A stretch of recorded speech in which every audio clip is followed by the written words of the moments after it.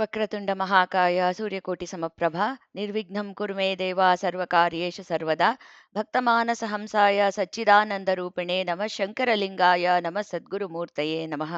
ಅಪ್ಪ ಅವರ ಪಾದಾರವಿಂದಗಳಲ್ಲಿ ವಂದಿಸುತ್ತಾ ಗುರುಭಕ್ತರಾದ ತಮ್ಮೆಲ್ಲರಿಗೂ ನನ್ನ ನಮಸ್ಕಾರಗಳನ್ನು ಸಲ್ಲಿಸುತ್ತಾ ಇಂದಿನ ಸತ್ಸಂಗವನ್ನ ಆರಂಭ ಮಾಡ್ತೇನೆ. ಸತ್ಸಂಗಕ್ಕೆ ಆತ್ಮೀಯವಾದ ಸ್ವಾಗತವನ್ನ ಕೋರ್ತಾ ಇದ್ದೇನೆ ತಮ್ಮೆಲ್ಲರಿಗೂ. ನಾವು ಶ್ರೀಪಾದ ಶ್ರೀವಲ್ಲಭರ ಚರಿತ್ರೆಯನ್ನ ಕೇಳ್ತಾ ಬರ್ತಾ ಇದ್ದೀವಿ. ಈಗ 8ನೇ ಅಧ್ಯಾಯದಲ್ಲಿದ್ದೀವಿ. 8ನೇ ಅಧ್ಯಾಯದ ಸ್ವಲ್ಪ ಭಾಗವನ್ನ ನಾವು ಕಳೆದ ವಾರಗಳಲ್ಲಿ ನೋಡಿದ್ವಿ. ಒಂದೆರಡು ವಾರಗಳಲ್ಲಿ ನೋಡಿದ್ವಿ. ಮುಖ್ಯವಾಗಿ 8ನೇ ಅಧ್ಯಾಯದಲ್ಲಿ ನಮಗೆ ಕಾಣಬರುವುದೇನೆಂದ್ರೆ, ಈ ಆ ಮನುಷ್ಯನ ಒಳಗಿರುವ ಅಥವಾ ಆ ಯಾವುದೇ ಒಂದು ವಸ್ತುವಿನ ಒಳಗಡೆ ಅದು ಆಗಿರುವುದು ಜೀವ ಕಣಗಳಿಂದ ಆಗಿದೆ.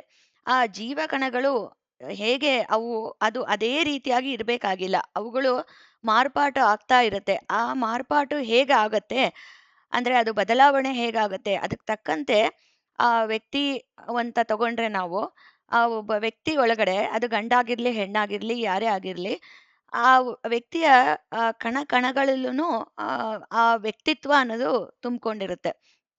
ಅಂದ್ರೆ ಈ ವ್ಯಕ್ತಿ ಅಂದ್ರೆ ಹೀಗೆ ಅಂತ ಒಂದು ನಮಗೆ ಒಂದು ನಾವು ನೋಡ್ತೀವಲ್ಲ, ಆ ವ್ಯಕ್ತಿತ್ವವನ್ನ ನೋಡ್ತೀವಲ್ಲ, ಗಮನಿಸ್ತೀವಲ್ಲ, ಆ ವ್ಯಕ್ತಿತ್ವ ಅನ್ನೋದು ಅದು ಒಂದ್ ರೀತಿ ಆ ವ್ಯಕ್ತಿಗೆ ಅಂಟಿಕೊಂಡು ಇರಬೇಕಾಗಿರೋ ಅಷ್ಟು ಇಲ್ಲ. ಅಂದ್ರೆ ಅದು ಅಂಟಿಕೊಂಡಿರುವಂಥದ್ದಲ್ಲ. ಅದನ್ನ ನಾವೇನ್ ನೋಡ್ತೀವಿ ಅದು ಬದಲಾವಣೆ ಕೂಡ ಆಗಬಹುದಾಗಿರುವಂಥದ್ದು ಅನ್ನೋದನ್ನ ಈ 8ನೇ ಅಧ್ಯಾಯದಲ್ಲಿ ಸತತ ನಾವು ನೋಡ್ತಾ ಇದ್ದೇವೆ. ಇದನ್ನ ತಿರುಮಲ ದಾಸರು ಆ ಇವರಿಗೆ ಶಂಕರ ಭಟ್ಟರಿಗೆ ವಿವರಣೆ ಮಾಡ್ತಾ ಇರೋದು ಈ ಎಲ್ಲ ಒಂದು ವಿಚಾರಗಳನ್ನ. ಇದು ನಾವು ಮನಸ್ಸಿನಲ್ಲಿ ಇಟ್ಕೋಬೇಕು. ತಿರುಮಲ ದಾಸರು ಅಗಸರಾಗಿರುವಂತ ತಿರುಮಲ ದಾಸರು ಶ್ರೀಪಾದ ವಲ್ಲಭರ ಕೃಪೆಗೆ ಪಾತ್ರರಾಗಿ ಬ್ರಹ್ಮಜ್ಞಾನ ಸಂಪನ್ನರು, ಜ್ಞಾನಿಗಳು. ಅಂತಹ ಮಹಾತ್ಮರು ಶಂಕರ ಭಟ್ಟರಿಗೆ ಈ ಇದನ್ನು ವಿಚಾರಗಳನ್ನೆಲ್ಲ ತಿಳಿಸ್ತಾ ಇದ್ದಾರೆ. ಇದನ್ನ ನಾವು ಮೂಲತಃ ಜ್ಞಾಪಕದಲ್ಲಿ ಇಟ್ಕೊಳ್ಬೇಕು.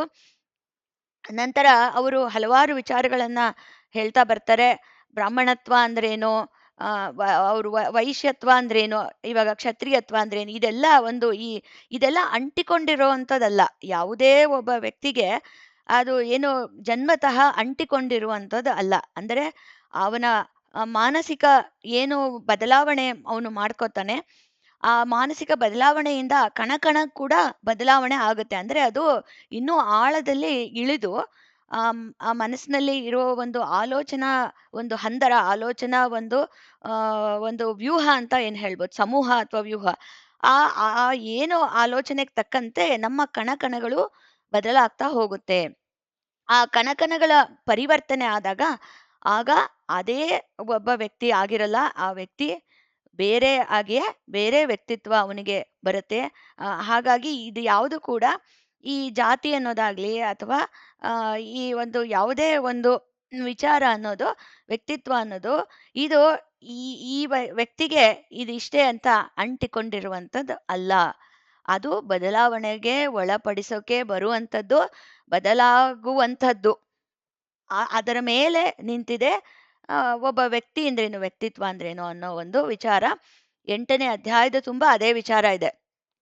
ಹಾಗೆ ಇದೇ ಒಂದು ಸಂಬಂಧಪಟ್ಟಂತೆ ಇದೇ ವಿಚಾರಕ್ಕೆ ನಾವು ನೋಡಿದ್ವಿ. ಕಳೆದ ಒಂದು ವಾರದಲ್ಲಿ ನಾವು ನೋಡಿದ್ವಿ. ಕಳೆದ ಒಂದು ಏನು ಇದನ್ನ 8ನೇ ಅಧ್ಯಾಯದ ಭಾಗದಲ್ಲಿ ನೋಡಿದ್ವಿ. ಎಲ್ಲ ಒಂದು ಪ್ರತಿಯೊಂದಕ್ಕೂ ಒಂದು ಆತ್ಮ ಅಂತ ಇದೆ. ಒಂದು ಜಾತಿಗೂ ಕೂಡ ಒಂದು ಆತ್ಮ ಇದೆ. ಒಂದು ಊರಿಗೊಂದು ಆತ್ಮ ಇದೆ. ಆ ರೀತಿ ಎಲ್ಲ ನೋಡಿದ್ವಿ. ಒಂದು ದೇಶಕ್ಕೊಂದು ಆತ್ಮ ಇದೆ. ಇದೆಲ್ಲ ನಾವು ನೋಡಿದ್ವಿ. ಅಂದ್ರೆ ಈ ಪ್ರತಿಯೊಂದು ಯಾವುದೇ ಒಂದು ಜಾತಿ ಆಗ್ಬೋದು ಅಥವಾ ಯಾವುದೇ ಒಂದು ದೇಶದ ಆತ್ಮ ಆಗ್ಬೋದು. ಯಾವುದೇ ಒಂದು ಆತ್ಮ ಆದ್ರೂ ಕೂಡ ಅದು ಪರಮಾತ್ಮನ ಅಂಶವೇ. ಆ ಸ್ವಯಂ ಶ್ರೀಪಾದ ಶ್ರೀ ವಲ್ಲಭರ ಅಂಶವೇ ಆಗಿರುತ್ತೆ. ಅದರಿಂದ ಯಾವುದು ಕೀಳು ಅನ್ನೋ ಭಾವನೆ ಇಲ್ಲೇ ಇಲ್ಲ. ಯಾಕೆಂದ್ರೆ ಪ್ರತಿಯೊಂದು ಅವನ ಅಂಶವೇ ಆಗಿರುತ್ತೆ. ಹಾಗೆ ಅವನೊಂದಿಗೆ ನಿಕಟ ಸಂಪರ್ಕದಲ್ಲಿ ಇರುವಂತದ್ದಾಗಿರುತ್ತೆ ಅಂತೆಲ್ಲ ನಾವು ನೋಡಿದ್ವಿ. ಹಾಗೆಯೇ ಕೂಡ ಪ್ರತಿಯೊಂದು ಆತ್ಮವೂ ಕೂಡ ಈಗ ನಮ್ಮ ಒಳಗಿರುವ ಆ, ಆ, ನಮ್ಮ ಏನು ಒಂದು ನಾವು ಜೀವಾತ್ಮ ಅಂತ ನಾವು ಹೇಳ್ಕೊತೀವಿ. ಅದು ಕೂಡ ಆ ಪರಮಾತ್ಮನ ಅಂಶವೇ ಆಗಿದೆ. ಹಾಗೆ ಅವನೊಂದಿಗೆ ನಿಕಟ ಸಂಪರ್ಕ ಇರುವಂಥದ್ದೇ ಆಗಿರುತ್ತೆ. ಹಾಗೆ ಈಗ ನಮ್ಮನ್ನ ನಾವು ಯಾವ್ದ್ಯಾವ್ದ್ರ ಜೊತೆಗೆಲ್ಲ ಗುರುತಿಸ್ಕೊಳ್ತೀವಿ, ಯಾವ್ದ್ಯಾವ್ದ್ರು ಅಂದ್ರೆ ಈಗ ನಾವು ಇಂಥ ಆಮ್, ಒಂದು ಜಾತಿಗೆ ನಾವು ಸೇರುವಂತಹವರು ಅಥವಾ ಇಂಥ ಒಂದು ದೇಶಕ್ಕೆ ಸೇರುವಂತಹವರು, ಇಂಥ ಒಂದು ಭಾಷೆಯನ್ನ ಆಡುವಂತಹವರು, ಹೀಗೆ ನಾವು ಸಾಕಷ್ಟು ಕಡೆ ಗುರುತಿಸ್ಕೊಂಡಿರ್ತೀವಿ. ಆ ಗುರುತಿಸ್ಕೊಂಡಿರೋ ಆಲೋಚನಾ ಸಮೂಹಗಳಿಂದ ನಮ್ಮ ಒಂದು ವ್ಯಕ್ತಿತ್ವ ಅನ್ನೋದು ಏನು ನಿರ್ಮಾಣ ಆಗಿರುತ್ತೆ ಸಾಕಷ್ಟು ಕಡೆ. ಒಂದು ಕಡೆ ಎರಡು ಕಡೆ ಅಂತಲ್ಲ. ಇಂಥವ್ರ ಮಗಳು ಅಂತ, ಇಂಥವ್ರ ಮಗ ಅಂತ, ಇಂಥವ್ರ ಗಂಡ ಅಂತ, ಇಂಥವ್ರ ಹೆಂಡತಿ ಅಂತ, ಹೀಗೆ ಸಾಕಷ್ಟು ಕಡೆ ನಮ್ಮ ಒಂದು ಹಂದರ ಏನಿರುತ್ತೆ ಅದು ಆ, ನಾವು ನಮ್ಮನ್ನ ಒಂದು ಡೆಫಿನಿಷನ್ನ ಕೊಡ್ತಾ ಇರತ್ತೆ. ಅಂದ್ರೆ we can not define ourselves in one way. ಅಂದ್ರೆ there are lot of definitions. ಒಂದು ಕಡೆ ಸೇರ್ಕೊಂಡು ಒಂದು ಹಂದರ, ನಮ್ಮ ವ್ಯಕ್ತಿತ್ವ ಒಂದು ಹಂದರ ಆಗಿರುತ್ತೆ. ಈ ಇಡೀ ಹಂದರವನ್ನ ಬದಲಾಯಿಸಬಲ್ಲವಂತಹ, ಬದಲಾವಣೆಗೆ ಒಳಪಡುವಂಥದ್ದಿದು ಅನ್ನೋದನ್ನ ನಾವು ಇದನ್ನ ನೋಡ್ತಾ ಬಂದಿರೋದ್ರಲ್ಲಿ ಇನ್ನೂ ಒಂದು ಆಳವಾಗಿ ನಾವು ನೋಡ್ಬೇಕು ಅಂದ್ರೆ ಪಂಚಕನ್ಯೆಯರ ವಿವರಣೆಗೆ ಹೋಗ್ಬೇಕಾಗತ್ತೆ. ಶಂಕರ ಭಟ್ರು ಸ್ವತಃ ಕೇಳ್ತಾರೆ, ತಿರುಮಲದಾಸರು ಹೇಳ್ತಾ ಇರ್ತಾರೆ ಇದನ್ನೆಲ್ಲ. ಶಂಕರ ಭಟ್ರು ಕೇಳ್ತಾರೆ, ಸ್ವಾಮಿ, ಅಹಲ್ಯ, ದ್ರೌಪದಿ, ಸೀತಾ, ತಾರಾ, ಮಂಡೋದರಿ ತಥಾ ಪಂಚಕನ್ಯಾ ಪಟೇ ನಿತ್ಯಂ ಮಹಾಪಾತಕ ನಾಶನಂ ಅಂತ ಹೇಳ್ತಾರಲ್ವಾ, ಅದರ ಅರ್ಥ ಸ್ವಲ್ಪ ಸ್ಪಷ್ಟವಾಗಿ ನನಗೆ ಹೇಳಿ ಅಂತ ಕೇಳ್ತಾರೆ. ಅಂದ್ರೆ ಇದು ಒಂದು ಆ ನಮಗೆ ಗೊತ್ತಿದೆ, ಇದು ಪಂಚ ಕನ್ಯೆಯರು, ಪಂಚ ಮಹಾಪತಿವ್ರತೆಯರು, ಪಂಚಪತಿವ್ರತೆಯರನ್ನ ಆ, ನಾವು ಬೆಳಗ್ಗೆ ಹೊತ್ತು ಎದ್ದಿದ ತಕ್ಷಣ ಸ್ಮರಿಸಿದ್ರೆ ಮಹಾಪಾತಕ ನಾಶಕ, ಪ್ರಾತಸ್ಮರಣೀಯರು ಅಂತ ಹೇಳ್ತಾರೆ. ಪ್ರಾತಸ್ಮರಣೀಯರು ಅಂತಂದ್ರೆ ಅವರು ಮಹಾ ಒಂದು ಪತಿವ್ರತೆಯರಾಗಿರ್ಬೋದು, ಅಥವಾ ದೇವರಾಗಿರ್ಬೋದು, ಅಥವಾ ಉತ್ತಮವಾದ ಒಂದು ವ್ಯಕ್ತಿತ್ವ ಉಳ್ಳವರಾಗಿರ್ಬೋದು, ಇವರೆಲ್ಲ ಪ್ರಾತಸ್ಮರಣೀಯರು ಅಂತ ಹೇಳ್ತಾರೆ. ಹಾಗೆ ಪಂಚಕನ್ಯಾ ಸ್ಮರೇ ನಿತ್ಯಂ ಮಹಾಪಾತಕ ನಾಶನಂ ಅಂತ, ಈ ಅಹಲ್ಯ, ದ್ರೌಪದಿ, ಸೀತೆ, ತಾರಾ, ಮಂಡೋದರಿಯರನ್ನ ನಾವು ಸ್ಮರಿಸಿದ್ರೆ ಸಾಕು, ನಮಗೆ ಎಷ್ಟೋ ಮಹಾ ಪಾಪಗಳು ನಾಶವಾಗತ್ತೆ, ನಮ್ಮ ಒಳಗಿರೋ ನಾವು ಮಾಡಿರುವಂತ ಪಾಪ ನಾಶ ಆಗತ್ತೆ ಅಂತ ಹೇಳ್ತಾರಲ್ಲ. ಇದರ ಅರ್ಥ ಏನು, ಹೇಗೆ ಅದು ಅಂತ ಶಂಕರ ಭಟ್ರು ಕೇಳಿದಾಗ ತಿರುಮಲದಾಸರು ಹೇಳ್ತಾರೆ. ಅವರು ಒಂದೊಂದಾಗಿ ವಿವರಣೆ ಕೊಡ್ತಾ ಬರ್ತಾರೆ, ಹೇಗೆ ಅವರು ಮಹಾಪತಿವ್ರತೆಯರು ಅಂತ ಅನ್ನೋದು. ಯಾಕೆ ಅಂದ್ರೆ ಇಲ್ಲಿ ಪತಿವ್ರತೆಯರು, ಮಹಾಪತಿವ್ರತೆಯರು ಅಂತ ನಾವು ಅವ್ರನ್ನ ಗುರ್ತಿಸ್ತೀವಿ. ಅಲ್ಲಿ ಪ್ರತಿಯೊಬ್ಬರ ಒಂದು ಜೀವನದಲ್ಲಿ ತೆಗೆದುಕೊಂಡ್ರು, ಅಲ್ಲಿ ಅದೇನು ನಾವು ಗುರ್ತಿಸಿದ್ವೋ ಅದಕ್ಕೆ ಒಂದು ರೀತಿ ವಿರುದ್ಧವಾದಂತ ಘಟನೆಗಳು ನಡೆದಿರೋದು ಇದೆ. ನಾವು ಅಹಲ್ಯೆ ಒಂದು ಕಥೆಯನ್ನು ತಗೋಬಹುದು, ಸೀತೆ ತಗೋಬಹುದು, ಎಲ್ಲಾ ಒಂದು ಪತಿವ್ರತೆ ಅಂತ ನಾವ್ ಎಲ್ಲೆಲ್ಲಿ ನೋಡ್ತೀವಿ, ದ್ರೌಪದಿಯನ್ನ ತಗೋಬಹುದು. ಅಲ್ಲಿ ಎಲ್ಲಾ ಕೂಡ ಅಲ್ಲಿ ಒಂದು ಆ ಒಂದು ತತ್ವ ಏನು ನಾವು ಗುರುತಿಸ್ತೀವಿ, ಅದಕ್ಕೆ ಸಾಕಷ್ಟು ವಿರೋಧಾಭಾಸವಾದ ಒಂದು ಘಟನೆಗಳು ಅವರ ಜೀವನದಲ್ಲಿ ನಡೆದಿರೋವಂಥದ್ದು ಇದೆ. ಅದು ಒಂದು ಎಂಥ ಒಂದು ಘಟನೆಗಳು ಅಂತಂದ್ರೆ, ಈಗ್ಲೂ ಕೂಡ ನಾವು ಆ ಕಥೆಗಳನ್ನ ನಾವು ಓದ್ತೀವಿ ನೋಡಿ. ಈಗ್ಲೂ ಕೂಡ ಅವರ ಕಥೆಗಳನ್ನ ನಾವು ಓದ್ತೀವಿ, ಅವರನ್ನ ನೆನಪಿಸ್ಕೋತೀವಿ. ಅಂತಹ ಘಟನೆಗಳು ನಡೆದರೂ ಕೂಡ, ಅಂಥದ್ದಾದ್ರೂ ಕೂಡ ಅವರು ಪತಿವ್ರತೆಯರು, ಅವರು ಪ್ರಾತಸ್ಮರಣೀಯರು ಅಂತ ನಾವು ಯಾಕೆ ಆ ಆ ಆ ಒಂದು ಸ್ಥಾನ, ಮಹತ್ವ ಅವರಿಗಿದೆ ಅನ್ನೋದನ್ನ ವಿವರಣೆ ಮಾಡ್ತಾ ಹೋಗ್ತಾರೆ ತಿರುಮಲದಾಸರು. ಈಗ ಏನು ನಡೀದಲೇ ಇದ್ದಿದ್ರೆ ಅವರ ಒಂದು ಪರೀಕ್ಷೆ ಆಗ್ತಾ ಇರ್ಲಿಲ್ಲ. ಅವರ ಆ ಪರೀಕ್ಷೆ ಆಯ್ತಲ್ಲಿ. ಅಂಥ ಘಟನೆಗಳಿಂದ ಅವರ ಪರೀಕ್ಷೆ ಆಗಿ ಅವರು ಒಂದ್ ರೀತಿ ಆ ಚಿನ್ನದಂತೆ ಹೊರಗಡೆ ಬಂದ್ರು. ಪುಟಕ್ಕಿಟ್ಟ ಚಿನ್ನ ಅಂತಾರಲ್ಲ ಹಾಗೆ, ಆ ಪರೀಕ್ಷೆಗಳಿಂದನೇ ಅವರು ಅಂತ ಪಾತಿವ್ರತ್ಯ ಶಕ್ತಿ ಪ್ರಪಂಚಕ್ಕೆ ಗೊತ್ತಾಗ್ಬೇಕಾಗಿತ್ತು. ಅವ್ರಿಗೇನು ಪರೀಕ್ಷೆ ಬೇಕಾಗಿರಲಿಲ್ಲ. ಆದ್ರೆ ಪ್ರಪಂಚಕ್ಕೆ ಈ ರೀತಿಯಾಗಿರುತ್ತೆ ಅನ್ನೋದು ಒಂದು ತಿಳಿಯಪಡಿಸ್ಕೋಸ್ಕರನೇ ಒಂದು ಪರಮಾತ್ಮನೇ ನಿಯಾಮಕವಾಗಿ ಅವರ ಜೀವನದಲ್ಲಿ ಆ ರೀತಿ ಘಟನೆಗಳು ಘಟಿಸಿದವು ಅಂತ ನಾವು ಊಹೆ ಮಾಡ್ಬೋದು, ಅಥವಾ ಆ ರೀತಿ ನಾವು ಹೇಳ್ಬೋದು ಅಂತ ನನ್ನ ಒಂದು ಅನಿಸಿಕೆ. ತಿರುಮಲದಾಸರು ಹೇಳ್ತಾರೆ, ಈಗ ಅಹಲ್ಯೆ ಕತೆ ಎಲ್ಲರಿಗೂ ಗೊತ್ತಿದೆ. ಅಹಲ್ಯೆಯನ್ನ ಆಮ್, ಈಗ ದೇವೇಂದ್ರ ಅಹಲ್ಯೆ ಕಂಡ್ರೆ ಅವನಿಗೆ ಮುಂಚೆಯಿಂದನೂ ಬಹಳ ಅವನಿಗೆ ಇಷ್ಟ ಇತ್ತು ಅಂತ. ಅಂದ್ರೆ ಅಹಲ್ಯೆ ಅಂದ್ರೆ ಏನು ಅಂದ್ರೆ ಬ್ರಹ್ಮನ ಒಂದು ಸೃಷ್ಟಿ ಅತೀ ಉನ್ನತವಾದ ಒಂದು ಅತೀ ಸೌಂದರ್ಯವತಿಯನ್ನ ಸೃಷ್ಟಿ ಮಾಡ್ಬೇಕು ಅಂತ ಬ್ರಹ್ಮ ಅಂದ್ಕೊಂಡು, ಅಂದ್ರೆ ಅದಕ್ಕಿಂತ ಸೌಂದರ್ಯ ಅನ್ನೋದೇ ಇರಬಾರ್ದು ಅನ್ನೋ ಒಂದು ಕಲ್ಪನೆ ಬ್ರಹ್ಮನಿಗಿತ್ತಂತೆ. ಆ ಮಟ್ಟಕ್ಕೆ ಸೌಂದರ್ಯವತಿಯನ್ನ ಸೃಷ್ಟಿ ಮಾಡ್ಬೇಕು ಅಂತ ಒಂದು ಆ ಬ್ರಹ್ಮನ ಒಂದು ಸೃಷ್ಟಿ ಅಹಲ್ಯೆ. ಆ ಸೃಷ್ಟಿ ಆದಾಗಿಂದ ದೇವೇಂದ್ರನಿಗೆ ಆಕೆಯ ಬಗ್ಗೆ ಒಂದು ವ್ಯಾಮೋಹ ಇತ್ತು. ಆಕೆಯ ಬಗ್ಗೆ ಒಂದು ಮೋಹ ಇತ್ತು. ಆಕೆ ತನ್ನವಳಾಗ್ಬೇಕು ಅಂತ, ಅಥವಾ ಆಕೆಯನ್ನ ಒಬ್ಬ ಅಪ್ಸರೆಯನ್ನಾಗಿ ತನ್ನ ಬಳಿ ಇಟ್ಕೊಳ್ಬೇಕು ಅಂತ ಹೇಳ್ಬಿಟ್ಟು ಒಂದು ಆಕೆಯ ಮೇಲೆ ಮೋಹ ಇತ್ತು. ಈ ಒಂದು ವಿಚಾರ ಬ್ರಹ್ಮನಿಗೆ ಮುಂಚೆನೇ ಬ್ರಹ್ಮದೇವರಿಗೆ ತಿಳಿದಿತ್ತು. ಆದ್ರೆ ಆಕೆ ಆಕೆಯನ್ನ ಬ್ರಹ್ಮದೇವರು ಗೌತಮ ಋಷಿಗಳ ಹತ್ರ ಚಿಕ್ಕ ಒಂದು ಮಗುವನ್ನೇ ಕರ್ಕೊಂಡು ಹೋಗಿ ಬಿಡದು ಗೌತಮ ಋಷಿಗಳ ಹತ್ರ. ಈಕೆಯನ್ನ ನೀನು ಸಾಕಿ ಬೆಳೆಸು ಅಂತ ಅಹಲ್ಯೆ ಕಥೆಯಲ್ಲಿರೋದು. ಈ ಶ್ರೀಪಾದ ವಲ್ಲಭರ ಚರಿತಾಮೃತದಲ್ಲಿ ಆ ಆ ಮುಂಚಿನ ಸ್ವಲ್ಪ ಕಥೆಗಳೆಲ್ಲ ಅದ್ರಲ್ಲಿ ಕೊಟ್ಟಿಲ್ಲ. ಆದ್ರೆ ನಾನು ಬೇರೆ ಕಡೆ ನಾನು ಹಳೆಯ ಕಥೆಗಳನ್ನ ಓದಿರೋದನ್ನ ಸ್ವಲ್ಪ ಮಟ್ಟಿಗೆ ಸೇರಿಸಿ ಇದನ್ನು ಕೂಡ ಮುಖ್ಯವಾಗಿ ಶ್ರೀಪಾದ ವಲ್ಲಭರ ಚರಿತ್ರೆಯಲ್ಲಿರೋದನ್ನೇ ಹೇಳ್ತೀನಿ. ಬಟ್ ಒಂದು ಪೂರ್ವ ಇದನ್ನ ಪೀಠಿಕೆಯನ್ನ ಬೇರೆ ಕಡೆ ಓದಿರೋದನ್ನ ಕೂಡ ನಾನು ಹೇಳ್ತೀನಿ. ಯಾಕೆಂದ್ರೆ ಗೊತ್ತಾಗ್ಬೇಕು ಏನು ಅಂತಂದ್ರೆ ಸ್ವಲ್ಪ ಪೂರ್ವ ಪೀಠಿಕೆ ಹೇಳ್ಬೇಕಾಗತ್ತೆ ಅದಕ್ಕೋಸ್ಕರ. ಹಾಗೆ ಈ ಆ, ಚಿಕ್ಕ ಒಂದು ಮಗುವನ್ನ ಸಾಕಿ ಬೆಳೆಸ್ತಾರೆ ಬ್ರಹ್ಮ. ಒಂದು ಏನೋ ಕರ್ಕೊಂಬಂದು ಬಿಡ್ತಾನೆ ಆ ಅವನ ಸೃಷ್ಟಿಯನ್ನ, ಅವನ ಮಗಳು ಅಂತಾನೆ ಹೇಳ್ಬೇಕು. ಆಮ್, ಅದನ್ನ ಗೌತಮ ಋಷಿ ತಂದೆ ತರ ಸಾಕ್ತಾರಂತೆ. ಬಹಳ ಆಕೆಗೆ ಶಿಕ್ಷಣ ಕೊಡ್ತಾರೆ. ಆಕೆಯನ್ನ ಆ, ಬಹಳ ವಾತ್ಸಲ್ಯದಿಂದ, ಒಂದು ಮಗಳಿಗೆ ಹೇಗೆ ವಾತ್ಸಲ್ಯ ತೋರಿಸಿ ಬೆಳೆಸ್ತಾರೋ ಹಾಗೆ ತಂದೆ ಹಾಗೆ ಸಾಕ್ ಬಿಡ್ತಾರೆ ಆಕೆನ. ಸಾಕಷ್ಟು ಆಕೆ ಆಮ್, ಒಂದು ಉತ್ತಮವಾದ ಸಂಸ್ಕಾರವನ್ನ ಕೊಡ್ತಾರೆ ಆಕೆಗೆ, ಶಿಕ್ಷಣವನ್ನ ಕೂಡ ಕೊಡ್ತಾರೆ. ನಂತರ ಆಕೆ ಪ್ರಾಪ್ತ ವಯಸ್ಕಳಾದಾಗ ಬ್ರಹ್ಮನ ಹತ್ರ ಕರ್ಕೊಂಡು ಬಂದು ಬ್ರಹ್ಮನ ಬಳಿ, ಈಗ ನೀವು ಹೀಗೆ ಸಾಕಲು ನನಗೆ ಆಜ್ಞೆ ಮಾಡಿದ್ರಿ ಅಂತ ಬ್ರಹ್ಮದೇವರಿಗೆ ಹೇಳ್ತಾರೆ. ನಾನು ನನ್ನ ಕೈಲಾದಷ್ಟು ಆಕೆಗೆ ವಿದ್ಯೆಯನ್ನ, ಸಂಸ್ಕಾರವನ್ನ ಕೊಟ್ಟಿದ್ದೀನಿ. ಆ ಒಂದು ರೀತಿ ಉತ್ತಮವಾಗಿ ಸಾಕಿ ಬೆಳೆಸಿದ್ದೀನಿ ಅಂತ ಹೇಳ್ಬಿಟ್ಟು ವಾಪಸ್ಸು ಬ್ರಹ್ಮದೇವರಿಗೆ ಒಪ್ಪಿಸ್ಬೇಕಲ್ವಾ, ಒಪ್ಪಿಸೋದಕ್ಕೆ ಬರ್ತಾರೆ ಗೌತಮ ಋಷಿಗಳು. ಅಷ್ಟೊತ್ತಿಗಾಗ್ಲೇ ಬ್ರಹ್ಮದೇವರಿಗೆ ಗೊತ್ತಿತ್ತು ದೇವೇಂದ್ರನ ಒಂದು ಆ ಆಸೆ ಏನಿತ್ತು ಅಂತ ಗೊತ್ತಿತ್ತು. ಆದ್ರೆ ಬ್ರಹ್ಮದೇವರಿಗೆ ಅದು ಇಷ್ಟ ಇರ್ಲಿಲ್ವಂತೆ. ಅಲ್ಲ, ನಾನು ಇಷ್ಟು ಒಂದು ಸೃಷ್ಟಿ, ಎಂಥ ಸೃಷ್ಟಿಯನ್ನ ಮಾಡಿದ್ದೀನಿ, ಇಂಥ ಒಂದು ಸೃಷ್ಟಿ ಕೇವಲ ಒಂದು ಅಪ್ಸರೆ ಆಗಬೇಕೇ, ಅಪ್ಸರೆಯಾಗಿ ಇರಬೇಕೇ ಅಂತ ಬ್ರಹ್ಮದೇವರಿಗೆ ಅದು ಬೇಡವಾಗಿತ್ತು. ಹಾಗಾಗಿ ಅಹಲ್ಯೆಯನ್ನ ಗೌತಮ ಋಷಿಗಳು, ಅಲ್ಲದೆ ಗೌತಮ ಋಷಿಗಳು ಬೇರೆ ಆಕೆಯ ಸೌಂದರ್ಯ ಅಂದ್ರೆ ಆ ರೀತಿ, ಅದು ಪ್ರಾಪ್ತ ವಯಸ್ಕೊಳಾದಾಗ ಆ ಸೌಂದರ್ಯನೇ ಒಂದು ಮುಖ್ಯವಾಗಿ ಸೃಷ್ಟಿ ಮಾಡಿದ್ನಲ್ಲ. ಸೌಂದರ್ಯ ಅಂದ್ರೆ ತಗೋಬಹುದು ಅಂದ್ರೆ ನಾವು ದೈಹಿಕ, ಮಾನಸಿಕ ಎಲ್ಲಾ ರೀತಿಯ ಆಧ್ಯಾತ್ಮಿಕ ಸೌಂದರ್ಯ ಅಂತ ತಗೋಬೇಕಾಗತ್ತೆ. ಇಲ್ಲಿ ವಿಚಾರದಲ್ಲಿ ತಗೋಬೇಕಾದ್ರೆ ಅಂತ ಸೌಂದರ್ಯವತಿ ಆಕೆ. ಎಲ್ಲಾ ವಿಚಾರದಲ್ಲೂ ಆಕೆ ಸೌಂದರ್ಯವತಿ. ಆ ಒಂದು ಆ ಆ ರೀತಿ ಇದ್ದ ಆಕೆಯನ್ನ ಪ್ರಾಪ್ತ ವಯಸ್ಕಳಾದಾಗ ಕೂಡ ಗೌತಮ ಋಷಿಯು ಯಾವುದೇ ಬೇರೆ ದೃಷ್ಟಿಯಿಂದ ನೋಡದೆ, ಬೇರೆ ಭಾವ ಆಕೆ ಮೇಲೆ ಬರಲೇ ಇಲ್ಲ ಆತನಿಗೆ.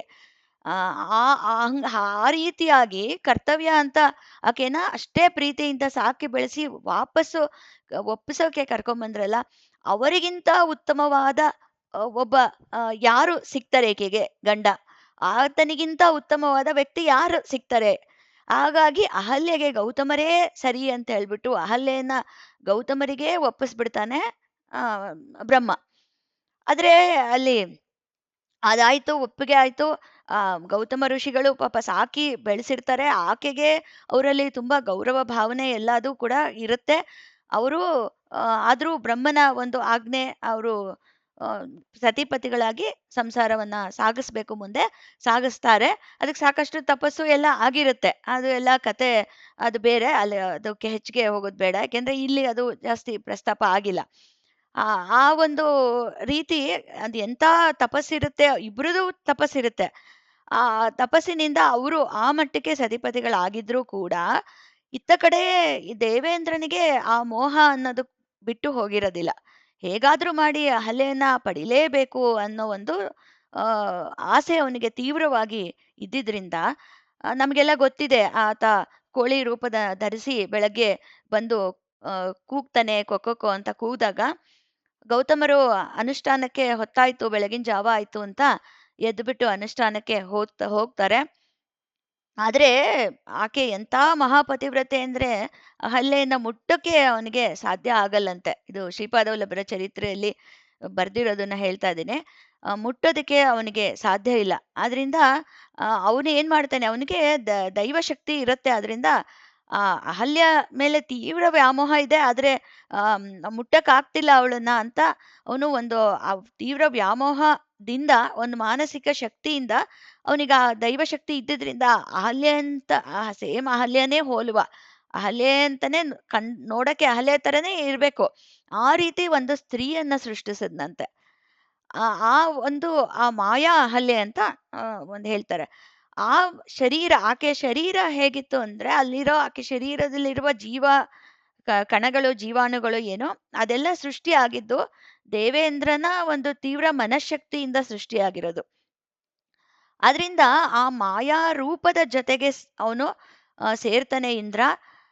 ಆದ್ರೆ ನಮ್ಗೆ ಈಗ ನಮ್ಗೆ ಹೇಗೆ ಅಂತಂದ್ರೆ ನಮಗೆ ಈ ದೇಹ ಅಂತಂದ್ರೆ ಈಗ ಅಹಲ್ಯೆ ತರನೇ ಇದ್ದಾಳೆ ಅಂತ ಇದೆ ಒಂದು ರೂಪ ಅಂದ್ರೆ ಅದು ಅಹಲ್ಯೆ ಅಂತ ಗುರ್ತಿಸೋದು ಸಾಮಾನ್ಯವಾಗಿ ನಾವು ಮನುಷ್ಯರು ಎಲ್ಲ ಹಾಗೆ ತಾನೇ ಗುರ್ತಿಸೋದು, ರೂಪದಿಂದ ಗುರ್ತಿಸಿವಿ. ಆದ್ರೆ ಇಲ್ಲಿ ಯಾಕೆ ಈ ಉದಾಹರಣೆಗಳೆಲ್ಲ ಬರುತ್ತೆ ಅಂದ್ರೆ ಈ ಆ ಈ ಫಿಸಿಕಲ್ ಅಂದ್ರೆ ಈ ಭೌತಿಕವಾದ ರೂಪ ಏನಿದೆ ಅದಕ್ಕೂ ಮತ್ತೆ ಆ ಒಳಗಡೆ ಒಂದ್ ಏನಿದೆ ವಿಚಾರ, ಆ ಜೀವಕಣಗಳಲ್ಲಿ ಏನ್ ತುಂಬಿದೆ ಅಂದ್ರೆ ಆ ಒಳಗಡೆ who is she inside. She was not Ahalya inside. ಅದು ಮಾಯಾ ಕಲ್ಪಿತ ದೇವೇಂದ್ರನ ಒಂದು ಮನಶಕ್ತಿಯಿಂದ ನಿರ್ಮಿತವಾದ ಅಹಲ್ಯೆ ರೂಪ ಅದೇನೆ. ಆದ್ರೆ she was not Ahalya inside ಅಂತ. ಆ ರೂಪ ಅದೇ ಆದ್ರೆ ಅವಳೇ ಆಗಲ್ಲ ಅದು. ಆಕೆಯನ್ನ ಆತ ಸಂಭೋಗಿಸ್ತಾನೆ ಅಂತ ಇಲ್ಲಿ ಬರೆದಿರೋದು. ಆದ್ರಿಂದ ಅದನ್ನ ನೋಡಿ ಗೌತಮರು ಏನ್ ಮಾಡ್ತಾರೆ, ಉಗ್ರ ರೂಪ ತಾಳ್ಬಿಡ್ತಾರೆ. ಆ ಅದನ್ನ ನೋಡಿದಾಗ ಅವರು ಶಪಿಸ್ಬಿಡ್ತಾರೆ, ಅವರಿಬ್ಬರನ್ನ ಶಪಿಸ್ತಾರೆ. ಆಗ ಅಹಲ್ಯೆ ಹೇಳ್ತಾಳಂತೆ, ಓ ಮೂರ್ಖ ಮುನೀಂದ್ರರೇ, ಎಂತ ಕೆಲಸ ಮಾಡ್ಬಿಟ್ರಿ ಅಂತಾಳಂತೆ ಆಕೆ. ಆಕೆಗೆ ಇಲ್ಲಿ ಬರೀತಾರೆ, ಅಹಲ್ಯೆಗೆ ಗೌತಮ ಋಷಿಗಳಿಗಿಂತನೂ ಆಧ್ಯಾತ್ಮದಲ್ಲಿ ಆಕೆ ಉನ್ನತ ಸ್ಥಿತಿಯಲ್ಲಿ ಇದ್ಲಂತೆ ಅಹಲ್ಯೆ.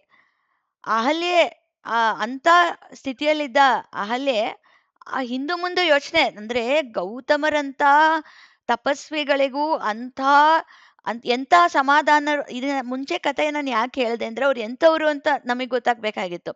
ಅಂದ್ರೆ ಯೌವನದಲ್ಲಿ ಇದ್ದಂತಹ ಅಂತಹ ರೂಪವತಿಯಾದ ಅಹಲ್ಯೆಯನ್ನ ಅವರು ವಾಪಸ್ಸು ಯಾವುದೇ ಬೇರೆ ದೃಷ್ಟಿಯಿಂದ ನೋಡದೇನೆ ವಾಪಸ್ಸು ಕರ್ಕೊಂಬಂದು ಬ್ರಹ್ಮನಿಗೆ ಒಪ್ಪಿಸಿದಂಥವ್ರು. ಎಂತಹ ಒಂದು ಮನೋನಿಗ್ರಹ ಇದ್ದಂಥವರೆಗೂ ಕೂಡ ಒಂದು ಕ್ಷಣ ಆ ಒಂದು ಪ್ರಸಂಗವನ್ನ ನೋಡಿದಾಗ ಹಿಂದೆ ಮುಂದೆ ಯೋಚನೆ ಇನ್ಯಾವ ಬೇರೆ ಯೋಚನೆ ಕೂಡ ಬರದೇ ಇರೋ ಹಾಗೆ ಕೋಪ ಬಂದು ಆ ಶಾಪವನ್ನ ಅವರು ಕೊಟ್ಬಿಡ್ತಾರೆ ಅಂದ್ರೆ ಅಂಥವ್ರಿಗೆ ಮನಸ್ಸು ಹಂಗ್ ಚಂಚಲ ಆಗತ್ತೆ ಅಂದ್ರೆ ಇನ್ನು ನಮ್ಮಂತ ಸಾಮಾನ್ಯರ ಪಾಡೇನು ಅಂತ ಒಮ್ಮೆ ನಾವು ಯೋಚನೆ ಮಾಡ್ಕೊಂಡ್ರೆ ನಮ್ಮ ಬಗ್ಗೆ ನಾವು ಏನ್ ಅನ್ಕೋಬೇಕಪ್ಪ ಅಂತ ಅನ್ನಿಸ್ಬಿಡುತ್ತೆ. ಆ ಆ ರೀತಿ ಇದೆ ಈ ಪ್ರಸಂಗ ಅಂತ ಅನ್ನೋದು. ಅವರು ಆ ಶಾಪವನ್ನ ಕೊಟ್ಟಾಗ ಆಕೆ ಇನ್ನೂ ಉತ್ತಮ ಸ್ಥಿತಿಯಲ್ಲಿ ಇರ್ತಾಳಂತೆ ಆಧ್ಯಾತ್ಮಿಕವಾಗಿ. ಆ ಅಹಲ್ಯೆಯ ಒಂದು ಶಾಪ ಹಿಂಗ್ ಕೊಟ್ಬಿಟ್ನಲ್ಲ ಅಂತ ಆಮೇಲೆ ಅವರಿಗೆ ಅರಿವಾದಾಗ ಅವರಿಗೆ ಹುಚ್ಚರಾಗ್ಬಿಡ್ತಾರಂತವ್ರು. ಅವ್ರಿಗೆ ಮುಂದೆ ಏನ್ ಮಾಡ್ಬೇಕು ಅಂತ ಗೊತ್ತಾಗಲ್ಲ. ಅವ್ರಿಗೆ 12 ವರ್ಷ ಹುಚ್ಚರಾಗಿ ಅವರು ಅಲಿತಾ ಇರ್ತಾರಂತೆ. ನಂತರ ಶಿವನನ್ನ ಪೂಜಿಸಿ ಅವರು ಸ್ವಸ್ಥರಾಗ್ತಾರಂತೆ. ಈ ಕಡೆ ಅಹಲ್ಯೆಯ ಮನಃಶಕ್ತಿ ಜಡವಾಗ್ಬಿಡುತ್ತೆ. ಅಹಲ್ಯೆಯ ಮನಸ್ಸು ಸಂಪೂರ್ಣ ಜಡವಾಗ್ಬಿಡುತ್ತೆ. ಆದ್ರಿಂದ ಅವಳ ಶರೀರ ಕಲ್ಲಿನ ರೂಪವನ್ನ ಹೊಂದ್ಬಿಡುತ್ತೆ. ಹಾಗಾಗಿ ನಂತರ ರಾಮ ದೇವರು ಬಂದ್ರು. ಅವಾಗ ಪಾದ ಸ್ಪರ್ಶದಿಂದ ಅಹಲ್ಯೆಗೆ ಶಾಪ ವಿಮೋಚನೆ ಆಯ್ತು. ಅಂತ ಇದೆಲ್ಲ ಕತೆ ಮುಂದಿಂದು ನಮಗೆ ಗೊತ್ತೇ ಇದೆ. ಆದ್ರಿಂದ ಅಹಲ್ಯೆ ಕಳಂಕಿತಳಲ್ಲ, ಆಕೆ ಪರಮ ಪತಿವ್ರತೆ ಅಂತ ಈಗ ಅಹಲ್ಯೆ ಒಂದು ಕಥೆಯನ್ನ ಆಕೆ ಹೇಗೆ ಪತಿವ್ರತೆ ಅನ್ನೋದನ್ನ ತಿರುಮಲದಾಸರು ಶಂಕರ ಭಟ್ರಿಗೆ ಈ ರೀತಿ ಆಗಿದೆ ಕತೆ ಅಂತ ನೀನು ತಿಳಿದುಕೋ ಅಂತ ಹೇಳ್ತಾ ಇದ್ದಾರೆ. ಇಲ್ಲಿ ಇನ್ನೊಂದು ಏನಂದ್ರೆ ಇಲ್ಲಿ ದೇವೇಂದ್ರನಿಗೆ ಶಾಪ ಆಯ್ತು. ದೇವೇಂದ್ರನು ಶಾಪಗ್ರಸ್ತನಾದ ದೇವೇಂದ್ರ ಏನ್ ಮಾಡ್ತಾನೆ, ಪಂಚಪಾಂಡವರಾಗಿ ಹುಟ್ಟುತ್ತಾನೆ. ಅಂದ್ರೆ 5 ರೂಪಗಳು, 5 ಬೇರೆ ಬೇರೆ ರೂಪಗಳಿತ್ತು. 5 ಮನಸ್ಸು ಕೂಡ ಇತ್ತು ಅಲ್ವಾ? ಇವಾಗ ಯುಧಿಷ್ಠಿರನಿಗೆ ಅರ್ಜುನ, ಭೀಮ, ನಕುಲ ಸಹದೇವರು 5 ಜನ ಪಂಚಪಾಂಡವರು ಗೊತ್ತಿದೆ ನಮ್ಗೆ. ಅವರು ಒಂದೇ ಆತ್ಮ ಅಂತ ಅದು ಕೂಡ ನಮಗೆ ಕಥೆಯಲ್ಲಿ ಬಂದಿದೆ, ಕೇಳಿದೀವಿ. ಅವರು ಇಂದ್ರನ ಒಂದು ರೂಪಗಳು ಎಲ್ಲ ಬೇರೆ ಬೇರೆ ರೂಪ ಆದ್ರೂ ಅದೆಲ್ಲ ಆತ್ಮ ದೇವೇಂದ್ರನದು ಅಂತ ನಾವು ಕೇಳಿದೀವಿ. ಮನಸ್ಸುಗಳು ಕೂಡ ಬೇರೆ ಬೇರೆ ಇತ್ತು, ವ್ಯಕ್ತಿತ್ವ ಬೇರೆ ಬೇರೆ ಇತ್ತು. ನಮ್ಗೆ ಗೊತ್ತಿದೆ ಅದು ಎಲ್ಲರೂ ಬೇರೆ ಬೇರೆ ವ್ಯಕ್ತಿತ್ವವನ್ನು ಹೊಂದಿದಂಥವರು. ಆದ್ರೆ ಅವರ ಆಧಾರಭೂತ ಆತ್ಮ ಒಂದೇ ಆಗಿತ್ತು. ಇದು ತುಂಬಾ ವಿಚಿತ್ರವಾದ ವಿಷಯ ಅಂತ ಬರೀತಾರೆ. ಮತ್ತೆ ಶಚೀದೇವಿ ದ್ರೌಪದಿಯಾಗಿ ಯಜ್ಞಕುಂಡದಿಂದ ಹೊರಗೆ ಬಂದಿದ್ದು. ಯಜ್ಞಕುಂಡದಿಂದ ಹೊರಗೆ ಬಂದಿದ್ದ ದ್ರೌಪದಿ ಬೇರೆ ಯಾರು ಅಲ್ಲ, ಆಕೆ ಶಚೀದೇವಿ ಅಂದ್ರೆ ದೇವೇಂದ್ರನ ಪತ್ನಿ. ಡಿವೈನ್ ಕಪಲ್ಸ್ ಅಂತ ಏನ್ ಹೇಳ್ತೀವಿ, ಅವರು ಸದಾ ಕಾಲ ದೇವೇಂದ್ರನ ಪತ್ನಿ ಶಚೀದೇವಿಯೇ ಅಂತ. ಹಾಗಾಗಿ ಅವಳು ಅಯೋನಿಜೆ. ಅವಳು ಮನುಷ್ಯರಿಗೆ ಹುಟ್ಟಿದ್ದಲ್ಲ, ಯಾವುದೇ ಯೋನಿಯಿಂದ ಹೊರಗಡೆ ಬಂದವಳಲ್ಲ. ಆಕೆ ಅಯೋನಿಜೆ. ಆಕೆ ಉದ್ಭವ ಆಗಿದ್ದು ಯಜ್ಞಕುಂಡದಿಂದ. ಇದು ಕೂಡ ನಮ್ಗೆ ತಿಳಿದಿರುವಂತಹ ವಿಚಾರ. ಹಾಗಾಗಿ 5 ಜನರನ್ನ ಆಕೆ ಮದುವೆ ಆದ್ರೂ ಕೂಡ ಆಕೆ ಕೂಡ ಪತಿವ್ರತೆ ಅಂತ ಹೇಳ್ಬಿಟ್ಟು ಅಲ್ಲಿ ದ್ರೌಪದಿಯ ಒಂದು ಆ, ವಿಚಾರ ಬರುತ್ತೆ. ಅಷ್ಟೇ ಅಲ್ಲದೆ ಆಕೆ ಸತತ ತಪಸ್ಸು, ಅದು ತುಂಬಾನೇ ದೊಡ್ಡದಾಗಿ ಕತೆ ಇದೆ. ಬಟ್ ಇಲ್ಲಿ ಇಷ್ಟೇ ಕೊಟ್ಟಿರೋದು. ಆಕೆ ಹೇಗೆ ಪತಿವ್ರತೆ ಅನ್ನೋದಕ್ಕೆ ಬಹಳನೇ ದೊಡ್ಡ ಕತೆ ಇದೆ. ಅದು ಎಲ್ಲ ಹೇಳ್ತಾ ಹೋದ್ರೆ ತುಂಬಾ ದೊಡ್ಡದಾಗ್ಬಿಡುತ್ತೆ. ಆದ್ರೆ ಒಂದೆರಡು ಸಾಲು ಹೇಳಲೇಬೇಕು. ಯಾಕೆ ಅಂತಂದ್ರೆ ಆಕೆ ಪ್ರತಿ ಅವರಿಗೆ ಒಂದು ನಿಯಮ ಇತ್ತು. ಅದು ನಮ್ಗೆಲ್ಲ ತಿಳಿದಿದೆ, ಮಹಾಭಾರತದಲ್ಲಿದೆ. ಪ್ರತಿ ಒಬ್ಬ ಆ ಆ ಏನು ಪತಿಯನ್ನ ಆಕೆ ಸೇರಿದಾಗ ನಂತರ 1 ವರ್ಷಗಳ ಕಾಲ ಆ ಒಬ್ಬ ಪತಿಯ ಜೊತೆಗಿದ್ದಾಗ ಮತ್ತೆ ತದನಂತರ ಇನ್ನೊಂದು ಪತಿಯನ್ನ ಸೇರುವ ಮುಂಚೆ ಆಕೆ 1 ವರ್ಷಗಳ ಕಾಲ ತಪಸ್ಸನ್ನ ಆಚರಿಸ್ತಾಳಂತೆ.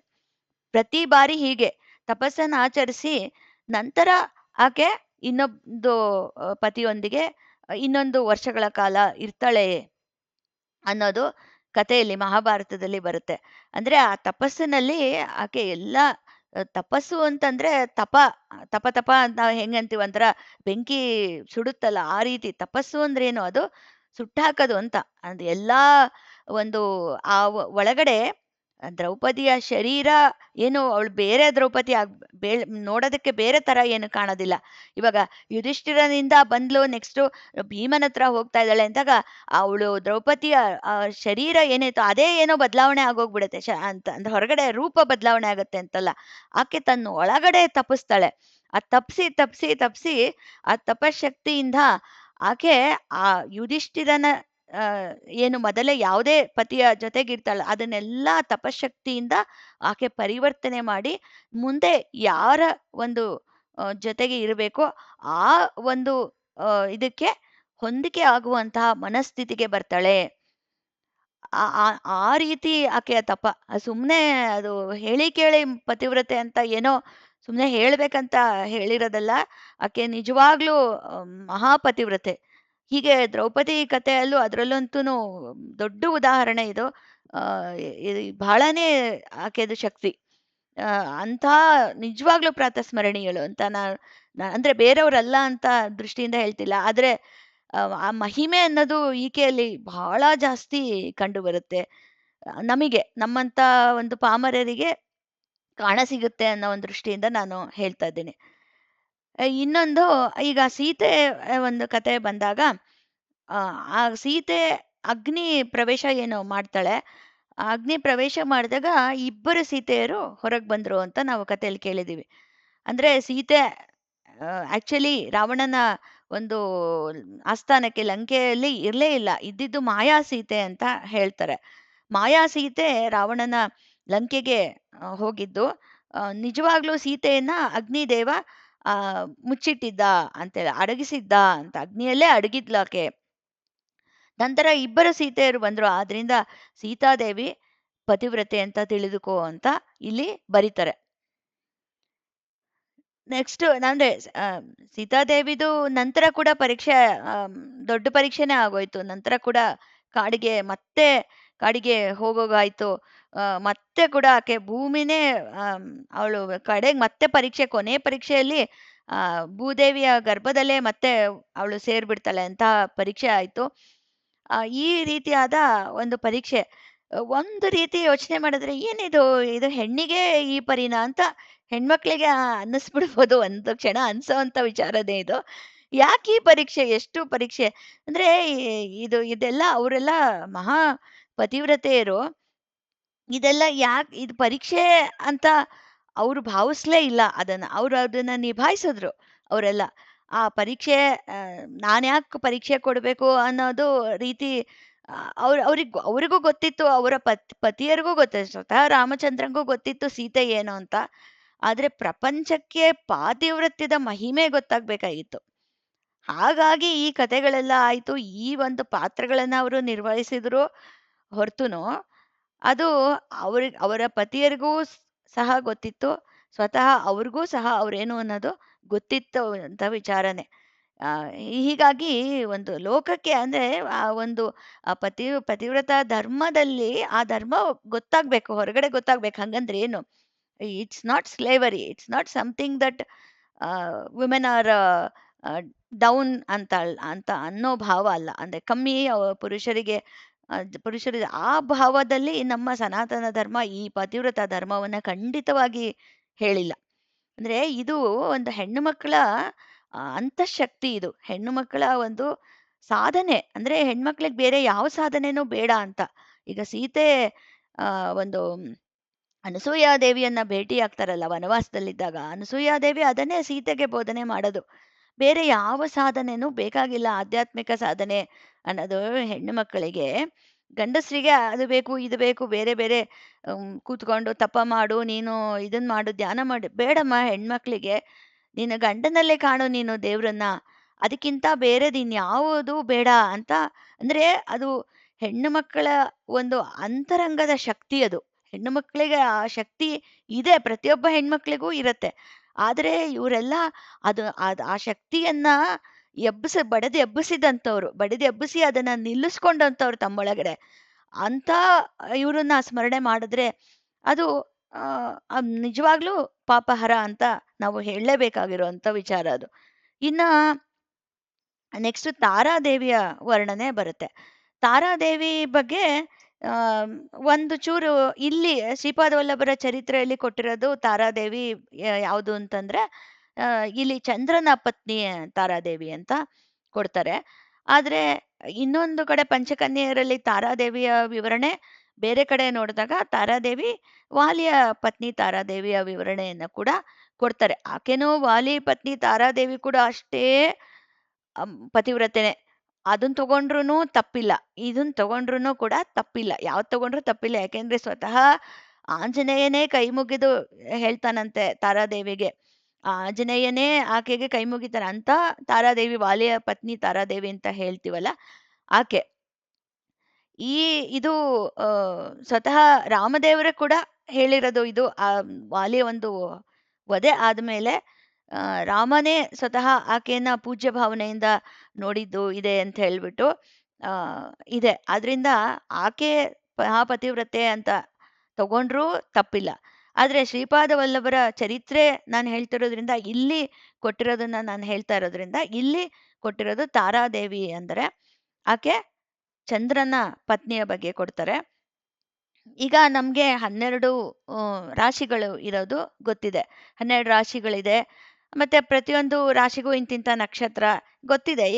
ಈಗ ಭೂಮಿ ಹೇಗೆ ಸುತ್ತುತ್ತೆ, ಆಮೇಲೆ ಚಂದ್ರನ ಒಂದು ಗತಿ ಹೇಗೆ ಅದೆಲ್ಲ ಸುತ್ಕೊಂಡು ಬರುತ್ತೆ. 12 ರಾಶಿಗಳನ್ನ ಇದು ನಮಗೆ ಇರುತ್ತೆ. ಯಾವ್ಯಾವ ಸಂದರ್ಭದಲ್ಲಿ ಈಗ ನಮ್ದು ನಕ್ಷತ್ರ, ನಮ್ದು ರಾಶಿ ಅಂತೆಲ್ಲ ಹೇಳ್ತೀವಲ್ಲ ನಾವು. ಹಾಗೇನೆ 12 ರಾಶಿಗಳು ಗೊತ್ತಿದೆ ನಮ್ಗೆಲ್ಲ. 27 ನಕ್ಷತ್ರಗಳ ಇದೆ. ಆ ಈ ಎಲ್ಲಾ 27 ನಕ್ಷತ್ರಗಳಿಗೂ ಒಂದು ಅಭಿಮಾನ ದೇವತೆ ಅಂತ ಇರುತ್ತೆ. ಅಂದ್ರೆ ಈಗ ನಾವು ಕಳೆದ ಒಂದು ವಾರದಲ್ಲಿ ಎಲ್ಲ ನೋಡಿದ್ವಿ ಅಭಿಮಾನದ. ಈಗ ಸೂರ್ಯ ಅಂದ್ರೆ ನಾವು ನೋಡ್ತಿರೋ ಸೂರ್ಯ ಅಂತಂದ್ರೆ ಸೂರ್ಯ ದೇವ ಅಂದ್ರೆ ಅದಲ್ಲ. ಅದ್ರ ಅಭಿಮಾನ ದೇವತೆಗೆ ನಾವು ಸೂರ್ಯ ದೇವ ಅಂತ ಕರಿತೀವಿ. ಎಲ್ಲ ಈಗ ಭೂಮಾತೆ ಅಂತ ಹೇಳ್ತೀವಲ್ಲ. ಅಂದ್ರೆ ಭೂಮಾತೆ ಅಂದ್ರೆ ಏನು? ಮಣ್ಣ? ಇದು ಮಣ್ಣು ತಾನೆ ಅಂತ ನಾವು ಅನ್ಕೋಬಾರದು. ಇದೇನು ಭೂಮಿ ಅಂತ ಇದೆ, ಇದರ ಒಂದು ಅಭಿಮಾನ ದೇವತೆಗೆ ನಾವು ಭೂಮಾತೆ ಅಂತ ಕರಿತೀವಿ. ಈಗ ಹೇಗೆ ಭಾರತ ಮಾತೆ ಅಂತೀವಲ್ಲ, ಭಾರತ ಮಾತೆ, ವಾಟ್ ಈಸ್ ಭಾರತ ಮಾತೆ ಅಂತ ನಾವು ಕಳೆದ ಒಂದು ವಾರದಲ್ಲಿ ನೋಡಿದ್ವಿ. ಈಗ ಈ ಭಾರತಾಂಬೆ ಏನು ನಾವೆಲ್ಲ ಇದೀವ, ಭಾರತ ನಮ್ಮ ದೇಶ ಅಂತೀವಿ. ಆ ಒಂದು ಅಭಿಮಾನ ದೇವತೆ, ಭಾರತದ ಒಂದು ಅಭಿಮಾನ ದೇವತೆ ಅಂದ್ರೆ ಇದೆಲ್ಲ ಮನಸ್ಸಿನ ವಿಚಾರ. ಇದೆಲ್ಲ ಸೂಕ್ಷ್ಮದಲ್ಲಿ ಇರುವಂತದ್ದು ಆತ್ಮರೂಪ ಅಂತ. ಇದು ಆ ಆತ್ಮರೂಪ ಅಂದ್ರೆ ಹೌದು, ಸೂಕ್ಷ್ಮಾತಿ ಸೂಕ್ಷ್ಮ ಅದು. ಸೂಕ್ಷ್ಮಕ್ಕಿಂತ ಇನ್ನೂ ಒಳಗಿರೋದು. ಈ ಅಭಿಮಾನ ದೇವತೆ ಅಂತ ಒಂದು ನಾವೇನು ಕರಿತೀವಲ್ಲ, ಹಾಗೇನೆ ಈ 27 ನಕ್ಷತ್ರಗಳಿಗೂ ಒಂದು ಅಭಿಮಾನ ದೇವತೆ ಅಂತ ಇರೋದು ತಾರಾದೇವಿ. ತಾರಾದೇವಿ ಜನಿಸ್ತಾಳಂತೆ ಅಭಿಮಾನ ದೇವತೆಯಾಗಿ. ಅವಳು ಯೌವನದಲ್ಲಿದ್ದಾಗ ಗುರುಗ್ರಹದ ಅಭಿಮಾನ ದೇವತೆ, ಅಂದ್ರೆ ನಾವು ಗುರುಗ್ರಹ ಅಂತ ಕರಿತೀವಲ್ಲ, ಜುಪಿಟರ್ ಅಂತೇವೆ, ಅದ್ರ ಅಭಿಮಾನ ದೇವತೆ ಬೃಹಸ್ಪತಿ. ಗೊತ್ತಿದೆ ಅಲ್ಲ, ದೇವತೆಗಳ ಗುರುಗಳು ಬೃಹಸ್ಪತಿಗಳು ಅಂತ. ಬೃಹಸ್ಪತಿಗಳು ಅವರು ಮೋಹಿಸಿ ಆಕೆನ ವಿವಾಹ ಆಗ್ಬಿಡ್ತಾರೆ. ಅವರು ವೃದ್ಧರು ಅಂತ ನಮಗೆಲ್ಲ ಗೊತ್ತಿದೆ. ಅವರು ಅದು ಯಾವಾಗ್ಲೂ ತೋರ್ಸೋದು ವೃದ್ಧರು ಅಂತ ತೋರಿಸ್ತಾರೆ. ಗುರು ಅಂತಂದ್ರೆ ಹಿರಿಯ ಅಂತ. ಒಂಥರ ಒಂಥರ ವೃದ್ಧ ಅಂದ್ರೆ ಅರ್ಥ ಏನು, ತುಂಬಾ ಹಿರಿಯರು, ಅವನ ರೀತಿ ತುಂಬಾ ತಿಳುವಳಿಕೆ ಉಳ್ಳವರು, ಯಾವ ರೀತಿ ಆದ್ರೂ ನಾವು ತಗೋಬಹುದು, ಹಿರಿಯರು ಅಂತ ಒಟ್ಟಿನಲ್ಲಿ. ಆ ವೃದ್ಧರಾದ ಆ ಬೃಹಸ್ಪತಿಯರು ಈಕೆನ ತಾರಾದೇವಿಯನ್ನ ವಿವಾಹ ಆಗ್ತಾರೆ. ಆಕೆ ಯೌವನದಲ್ಲಿ ಇದ್ದಾಗ ಆಕೆಯ ಪತಿಯಾದವರು ಇವರು ಬೃಹಸ್ಪತಿಗಳು ಆಕೆಯನ್ನ ತೃಪ್ತಿಪಡಿಸಲಿಕ್ಕೆ ಸಾಧ್ಯವಾಗಲಿಲ್ಲ. Which was his duty. ಅವರು ಅದರ ಅವರ ಒಂದು ಧರ್ಮ ಆಗಿತ್ತು. ಆದ್ರೆ ಅವರು ಅವರ ಧರ್ಮವನ್ನ ಮಾಡಲಿಲ್ಲ, ಅವ್ರಿಗೆ ಮಾಡೋದಕ್ಕೆ ಆಗಲಿಲ್ಲ. ಆ ಅಂದ್ರೆ ಇಲ್ಲಿ ಕೊಡೋದೇನಂದ್ರೆ, ವಿವಾಹ ಸಂದರ್ಭದಲ್ಲಿ ಪ್ರಮಾಣಗಳನ್ನಂತೂ ಮಾಡಿರ್ತಾರೆ. ವಿವಾಹ ಆಗ್ತಾರೆ ಅಂದ್ರೆ ಪ್ರಮಾಣಗಳನ್ನ ಮಾಡಿರ್ತಾರೆ. ಆ ಪ್ರಮಾಣಗಳನ್ನ ಉಲ್ಲಂಘಿಸುವುದು ಕ್ಷಮಿಸಲಾರದ ಅಪರಾಧ ಅಂತ ಇಲ್ಲಿ ಬರೀತಾರೆ. ಇದು ಧರ್ಮ ವಿರುದ್ಧವಾದ ವಿಚಾರ. ಆದ್ರೆ ಇಲ್ಲಿ ಅದು ಹೇಗಾಯ್ತು ಅಂದ್ರೆ, ತಾರಾದೇವಿಗೆ ಬೃಹಸ್ಪತಿಯನ್ನ ನೋಡಿದ್ರೆ ಭರ್ತೃಭಾವ, ಗಂಡ ಅಂತಾನೆ ಪತಿ ಅನ್ನೋ ಭಾವನೆ ಬರ್ತಿರ್ಲಿಲ್ಲ ಅಂತ. ಆ ರೀತಿ ಇತ್ತು ಸಂಬಂಧ ಅಂತ. ಅವಳಲ್ಲಿ ಆ ಭಾವವನ್ನ ಉಂಟು ಮಾಡಬೇಕಾಗಿತ್ತು. ಅದು ಮದುವೆ ಆದ್ಮೇಲೆ ಬೃಹಸ್ಪತಿಯ ಕರ್ತವ್ಯ ಆಗಿತ್ತು. ಇದು ಬೃಹಸ್ಪತಿಗೆ ತಿಳಿದಿರ್ಲಿಲ್ವೇ ಹಂಗಾದ್ರೆ? ಅಂದ್ರೆ ಸರ್ವಧರ್ಮವೂ ತಿಳಿದಿತ್ತು ಬೃಹಸ್ಪತಿಗೆ, ಆದರೂ ಕೂಡ ಧರ್ಮ ವಿರುದ್ಧವಾಗಿ ಪ್ರವರ್ತಿಸಿದ್ರು. ಹಾಗಾಗಿ ತಾರಾದೇವಿಗೆ ಏನಾಯ್ತು, ಆತನಲ್ಲಿ ಭರ್ತೃಭಾವ ಬರಲೇ ಇಲ್ಲ. ಅದಕ್ಕೆ ಆಕೆಗೇನಾಯ್ತು, ಚಂದ್ರನಲ್ಲಿ ಆಸಕ್ತಿ ಉಂಟಾಯಿತು. ಆ ಚಂದ್ರನಲ್ಲಿ ಆಸಕ್ತಿ ಉಂಟಾಗಿ ಆಕೆ ಹೇಗೆ ಅದು ಅಂದ್ರೆ ಯಾವ ರೀತಿ ಚಂದ್ರನನ್ನ ಆಕೆ ಪ್ರೇಮಿಸಿದ್ಲು ಅಂದ್ರೆ, ಏನೋ ಒಂದ್ ರೀತಿ ಅಂದ್ರೆ ಇಲ್ಲಿ ಈ ಮಾನವೀಯ ಇದನ್ನ ನಾವು ತಗೋಬಾರ್ದು. ಅಂದ್ರೆ ಮದ್ವೆ ಆದ ಒಬ್ಬ ಹೆಣ್ಣು ಬೇರೆ ಯಾರನ್ನೋ ಅಂದ್ರೆ ಮಾನವ ಇಲ್ಲಿ ನಮ್ಮ ಲೋಕದಲ್ಲಿ, ಅದರಲ್ಲೂ ಕಲಿಯುಗದಲ್ಲಿ ನೋಡ್ತೀವಲ್ಲ, ಆ ರೀತಿ ವಿಚಾರಗಳು, ಆ ರೀತಿ ಹೋಲಿಕೆ ಬರುವಂಥದ್ದೇ ಅಲ್ಲ ಈ ವಿಚಾರ. ಆ ಚಂದ್ರನಲ್ಲಿ ಅದು ಯಾವ ರೀತಿ ಆಯ್ತು ಅಂತಂದ್ರೆ, ಆಕೆಯ ಶರೀರದಲ್ಲಿ ಆ ಜೀವಾಣುಗಳೇನಿತ್ತು, ಆ ಮನಸ್ಸು ಆಕೆದು ಏನ್ ಪರಿವರ್ತನೆ ಆಯ್ತು, ಆ ಪ್ರತಿಯೊಂದು ಅಣುವು ಆಕೆಯಲ್ಲಿ ಪರಿವರ್ತನೆ ಹೊಂದ್ಬಿಡ್ತಂತ. ಆ ರೀತಿ ಮಾರ್ಪಾಟಾಯ್ತು. ಇದನ್ನೇ ಈ ಜೀವಕಣಗಳ ಪರಿವರ್ತನೆ, ಕಣಕಣದಲ್ಲೂ ಆಗೋ ಪರಿವರ್ತನೆ ಬಗ್ಗೆನೇ ಇದು 8ನೇ ಅಧ್ಯಾಯ ಇಡೀ ಇರೋದು ಅಂತ ನಾನು ಹೇಳ್ದೆ ಇವಾಗ. ಈಗ ಬ್ರಾಹ್ಮಣತ್ವ ಹುಟ್ಟಿದಾಗಿಂದ ಬರೋದಿಲ್ಲ. ಈಗ ಬ್ರಾಹ್ಮಣತ್ವ ಕಳೆದು ಅದಕ್ಕೆ ತದ್ವಿರುದ್ಧವಾಗಿ ವರ್ತಿಸಿದ್ರೆ ಬ್ರಾಹ್ಮಣತ್ವ ಅನ್ನೋದು ಕಳ್ಕೊಂಡು ಯಾರು ಏನ್ ಬೇಕಾದ್ರೂ ಆಗ್ಬೋದು. ಈಗ ಬ್ರಾಹ್ಮಣನಾಗಿ ಹುಟ್ಟಿದವನು ಕ್ಷತ್ರಿಯನಾಗ್ಬೋದು, ವೈಶ್ಯನಾಗ್ಬೋದು, ಶೂದ್ರನಾಗ್ಬೋದು, ಅಥವಾ ಶೂದ್ರನಾಗಿ ಹುಟ್ಟಿದವನು ಬ್ರಹ್ಮಜ್ಞಾನದ ಅಪೇಕ್ಷೆಯಿಂದ ಆ ಒಂದು ಮಾರ್ಗದಲ್ಲಿ ಕ್ರಮಿಸಿ ಬ್ರಾಹ್ಮಣ ಆಗ್ಬೋದು. ಇದೆಲ್ಲ ನಾವು ನೋಡಿದ್ವಿ. ಅಂದ್ರೆ ಅಲ್ಲಿ ಕಣಕಣಗಳು ಕೂಡ ಪರಿವರ್ತನೆ ಹೊಂದುತ್ತೆ. ಇದಕ್ಕೆ ಉದಾಹರಣೆಗಳು ಸಾಕಷ್ಟು ನೋಡಿದ್ವಿ. ವಿಶ್ವಾಮಿತ್ರ ಋಷಿಗಳು ನೋಡಿದ್ವಿ ಸಾಕಷ್ಟು. ಈಗ ತಿರುಮಲದಾಸರದೇ ಒಂದು ಉದಾಹರಣೆ ಕೂಡ ನೋಡಿದ್ವಿ. ಅವರು ಅಗಸರಾಗಿದ್ದವ್ರು ಬ್ರಹ್ಮಜ್ಞಾನಿಗಳವರು. ಅವ್ರು ನಮ್ಮನೆ ಭೋಜನ ನೀನು ಊಟ ಮಾಡಿದ್ಯಾ, ಶಂಕರ ಭಟ್ರಿಗೆ ಹೇಳ್ತಾರೆ, ಇದು ಬ್ರಾಹ್ಮಣ ಭೋಜನ ಕಣಪ್ಪ ಅಂತ ಹೇಳ್ತಾರೆ. ಅದನ್ನು ಹೋದ ವಾರದಲ್ಲಿ ನಾವು ನೋಡಿದ್ವಿ. ಅಂದ್ರೆ ಇಲ್ಲಿ ನಮ್ಮ ಒಂದು ಕಣಕಣದಲ್ಲಿ ಪರಿವರ್ತನೆಯನ್ನ ತಂದ್ಕೋಬಹುದು ನಾವು ಅನ್ನೋದನ್ನ ಸೂಕ್ಷ್ಮವಾಗಿ ಇಲ್ಲಿ ತಿಳಿಸ್ತಾ ಇದ್ದಾರೆ ಶ್ರೀಪಾದ ವಲ್ಲಭರು. ಇದು ಯಾವುದು ಅಂಟಿಕೊಂಡಿರುವಂಥದ್ದಲ್ಲ. ಯಾವುದೇ ನಮ್ಮ ಸ್ವಭಾವ ಇರ್ಬೋದು. ಸ್ವಭಾವ ಅಂತಂದ್ರೆ ಒಂದ್ ರೀತಿ ನಮ್ದು ಸ್ವ ಅಂತ ಬರುತ್ತೆ ನೋಡಿ, ಸ್ವಭಾವ ಅಂದ್ರೆ ನಮ್ಮಲ್ಲಿ ಸೇರೋಗ್ಬಿಟ್ಟಿದೆಯೇನೋ ಅದು. ಆದರೆ ಅದು ಏನು ಸೇರಿದ್ದು ಕಣ ಕಣದಿಂದ ಅದನ್ನ ಪರಿವರ್ತನೆ ಮಾಡ್ಕೊಳ್ಬೋದು ಅಂತಾದ ಶಕ್ತಿ, ಆ ಒಂದು ಯುಕ್ತಿ ಮಾನವನಿಗೆ ಇದೆ. ಮಾನವನಿಗೆ ಮಾತ್ರ ಇದೆ. ಅದಕ್ಕೆ ಮಾನವ ದೈವ ಮಾನವ ಆಗಬಲ್ಲ, ಅವನು ಮಹಾತ್ಮನಾಗಬಲ್ಲ ಒಂದು ಶಕ್ತಿ, ಅವನು ದೇವರಾಗುವಂತ ಶಕ್ತಿ ಇರೋದು ಮಾನವನಿಗೆ ಮಾತ್ರ. ಮಾನವ ಜನ್ಮ ದೊಡ್ಡದು, ಇದನ್ನು ಹಾನಿ ಮಾಡಲು ಬೇಡಿ ಹುಚ್ಚಪ್ಪಗಳಿರ ಅಂತ ಸುಮ್ನೆ ಹೇಳಿಲ್ಲ ದಾಸರು. ಅದಕ್ಕೇನೆ ಹೇಳಿರೋದು ಇದು ತುಂಬಾ ದೊಡ್ಡದು, ಇದು ಬರದೇ ಕಷ್ಟ ಅಂತ. ನಾವು ಬೆಳಗಿನ ಆರತಿಯಲ್ಲಿ ಕೂಡ ಹೇಳ್ತೀವಲ್ಲ, ಜ್ಞಾನಪೂರ್ಣ ಜಾಗಂಜ್ಯೋತಿ ಹೇಳ್ತೀವಲ್ಲ, ನಿರ್ಮಲವಾದ ಮನವೇ ಕರ್ಪೂರದ ಆರತಿ ಹೇಳಿ ಈ ಮಾನವ ಜನ್ಮ ಬಂದಿರೋದು ಅಂತ ಹೇಳ್ತೀವಲ್ಲ, ಅದ್ರಲ್ಲಿ ಬರುತ್ತೆ. ಹಾಗಾಗಿ ಈ ಮಾನವ ಜನ್ಮ ಅನ್ನೋದಕ್ಕೆ ಮಹತ್ವ ಯಾಕಿದೆ ಅಂದ್ರೆ, ಇದರಲ್ಲಿ ಈ ಒಂದು ಪರಿವರ್ತನೆ ಅನ್ನೋ ಒಂದು ಶಕ್ತಿ ಇರೋದು ಈ ಜನ್ಮದಲ್ಲೇನೆ ಇರೋದು. ಅಂದ್ರೆ ಅದು ಗುರ್ತಿಸ್ಕೊಂಡ್ರೆ ನಾವು ನಿಜವಾದ ವಾಗ್ಲೂ ಮಾನವರಾಗಿದ್ದಕ್ಕೆ ಸಾರ್ಥಕತೆ. ಇಲ್ಲ ಅಂತಂದ್ರೆ ಆ, ಮಾನವರ ರೂಪದಲ್ಲಿ ಇರೋ ಬೇರೆ ಏನೋ ಅಂತ ಅನ್ಕೋಬಹುದು.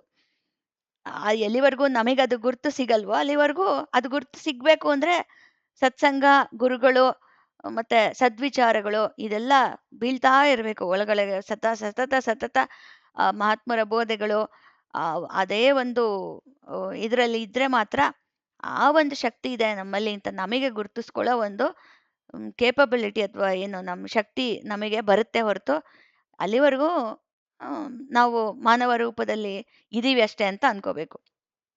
ಹೀಗೆ ಆಕೆಯ ಕಣಕಣಗಳು, ತಾರಾದೇವಿಯ ಕಣಕಣಗಳು ಪರಿವರ್ತನೆ ಆಗ್ಬಿಡ್ತು. ಆಕೆಯ ಮನಸ್ಸಿನಲ್ಲಿ ಚಂದ್ರನ ರೂಪ ಚಿರಸ್ಥಾಯಿಯಾಗಿ ನಿಂತು ಬಿಡ್ತಂತೆ. ಆ ಹೃದಯ ಪೂರ್ತಿ ಚಂದ್ರಾಧೀನವಾಗಿತ್ತು. ಇದರಿಂದ ಆಕೆ ಪರಿಣಾಮ ಸ್ಥಿತಿಯನ್ನ ಹೊಂದಿದ್ಲು. ಅಂದ್ರೆ ಪರಿಣಾಮ ಸ್ಥಿತಿಯನ್ನು ಹೊಂದಿದ್ಲು ಅಂದ್ರೆ ಏನು ಅಂದ್ರೆ, ಈಗ she is no more the wife of Brihaspati. ಬೃಹಸ್ಪತಿಯ ಪತ್ನಿ ಆಗಿ ಉಳಿದಿಲ್ಲ ಆಕೆ, ಉಳಿಲೇ ಇಲ್ಲ. ಪೂರ್ತಿ ಪರಿಣಾಮ ಸ್ಥಿತಿಯನ್ನ ಹೊಂದಿದ್ಲು. ಈಗ ಆಕೆ ಬೃಹಸ್ಪತಿಯ ಪತ್ನಿ ಅಲ್ಲವೇ ಅಲ್ಲ. ಅದರಿಂದ ಆಕೆ ಚಂದ್ರನನ್ನ ಸೇರುವುದೇ ಧರ್ಮ ನಿಯಾಮಕ. ಧರ್ಮ ವಿರುದ್ಧವಾಗಲಿಲ್ಲ. ಚಂದ್ರನನ್ನ ಸೇರಿದ್ದು ಧರ್ಮ ವಿರುದ್ಧ ಆಗಲಿಲ್ಲ. ಅದೇ ಧರ್ಮ. ಆಮೇಲೆ ಇನ್ನೊಂದು ರೀತಿ ನೋಡ್ಬೇಕು ಅಂತಂದ್ರುನು, ಸೃಷ್ಟಿ ನಿಯಮದ ಪ್ರಕಾರನೂ ನೋಡೋಣ ಅಂತಂದ್ರುನು, ಆಕೆ ಯಾರು ಅಂದ್ರೆ 27 ನಕ್ಷತ್ರಗಳ ಅಭಿಮಾನ ದೇವತೆ ಆಕೆ. 27 ನಕ್ಷತ್ರಗಳನ್ನ ಸುತ್ತಿ ಹಾಕೋದು ಚಂದ್ರನ ಧರ್ಮ. ಅದು ಗುರುಗ್ರಹದ ಧರ್ಮ ಅಲ್ಲ.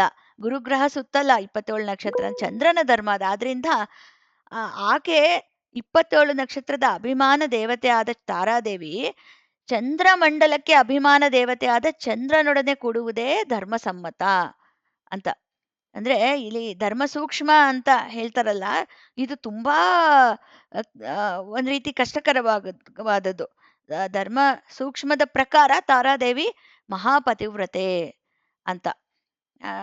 ಇಲ್ಲಿ ನಾವು ಇದನ್ನ ತಪ್ಪರ್ಥ ಇವನ್ ಮದ್ವೆ ಆದ್ಲು, ಮತ್ತೆ ಚಂದ್ರನ ಬಿಟ್ಬಿಟ್ಟು ಚಂದ್ರನ್ ಜೊತೆಗೆ ಹೋದ್ಲು ಅಂತ ಸಾಮಾನ್ಯ ಮಾನವರ ದೃಷ್ಟಿಕೋನದಲ್ಲಿ ತಗೊಳ್ಳೋದು ತುಂಬಾ ತಪ್ಪಾಗತ್ತೆ. ಏಕೆಂದ್ರೆ ಆಕೆ ಆ ಪರಿವರ್ತನೆ ಹೊಂದದೆ ಒಂದು ವೇಳೆ ಹೋಗಿದ್ಲು ಅಂದ್ರೆ ಅದು ಖಂಡಿತ ಅದು ಧರ್ಮ ವಿರುದ್ಧ, ಅದು ತಪ್ಪು.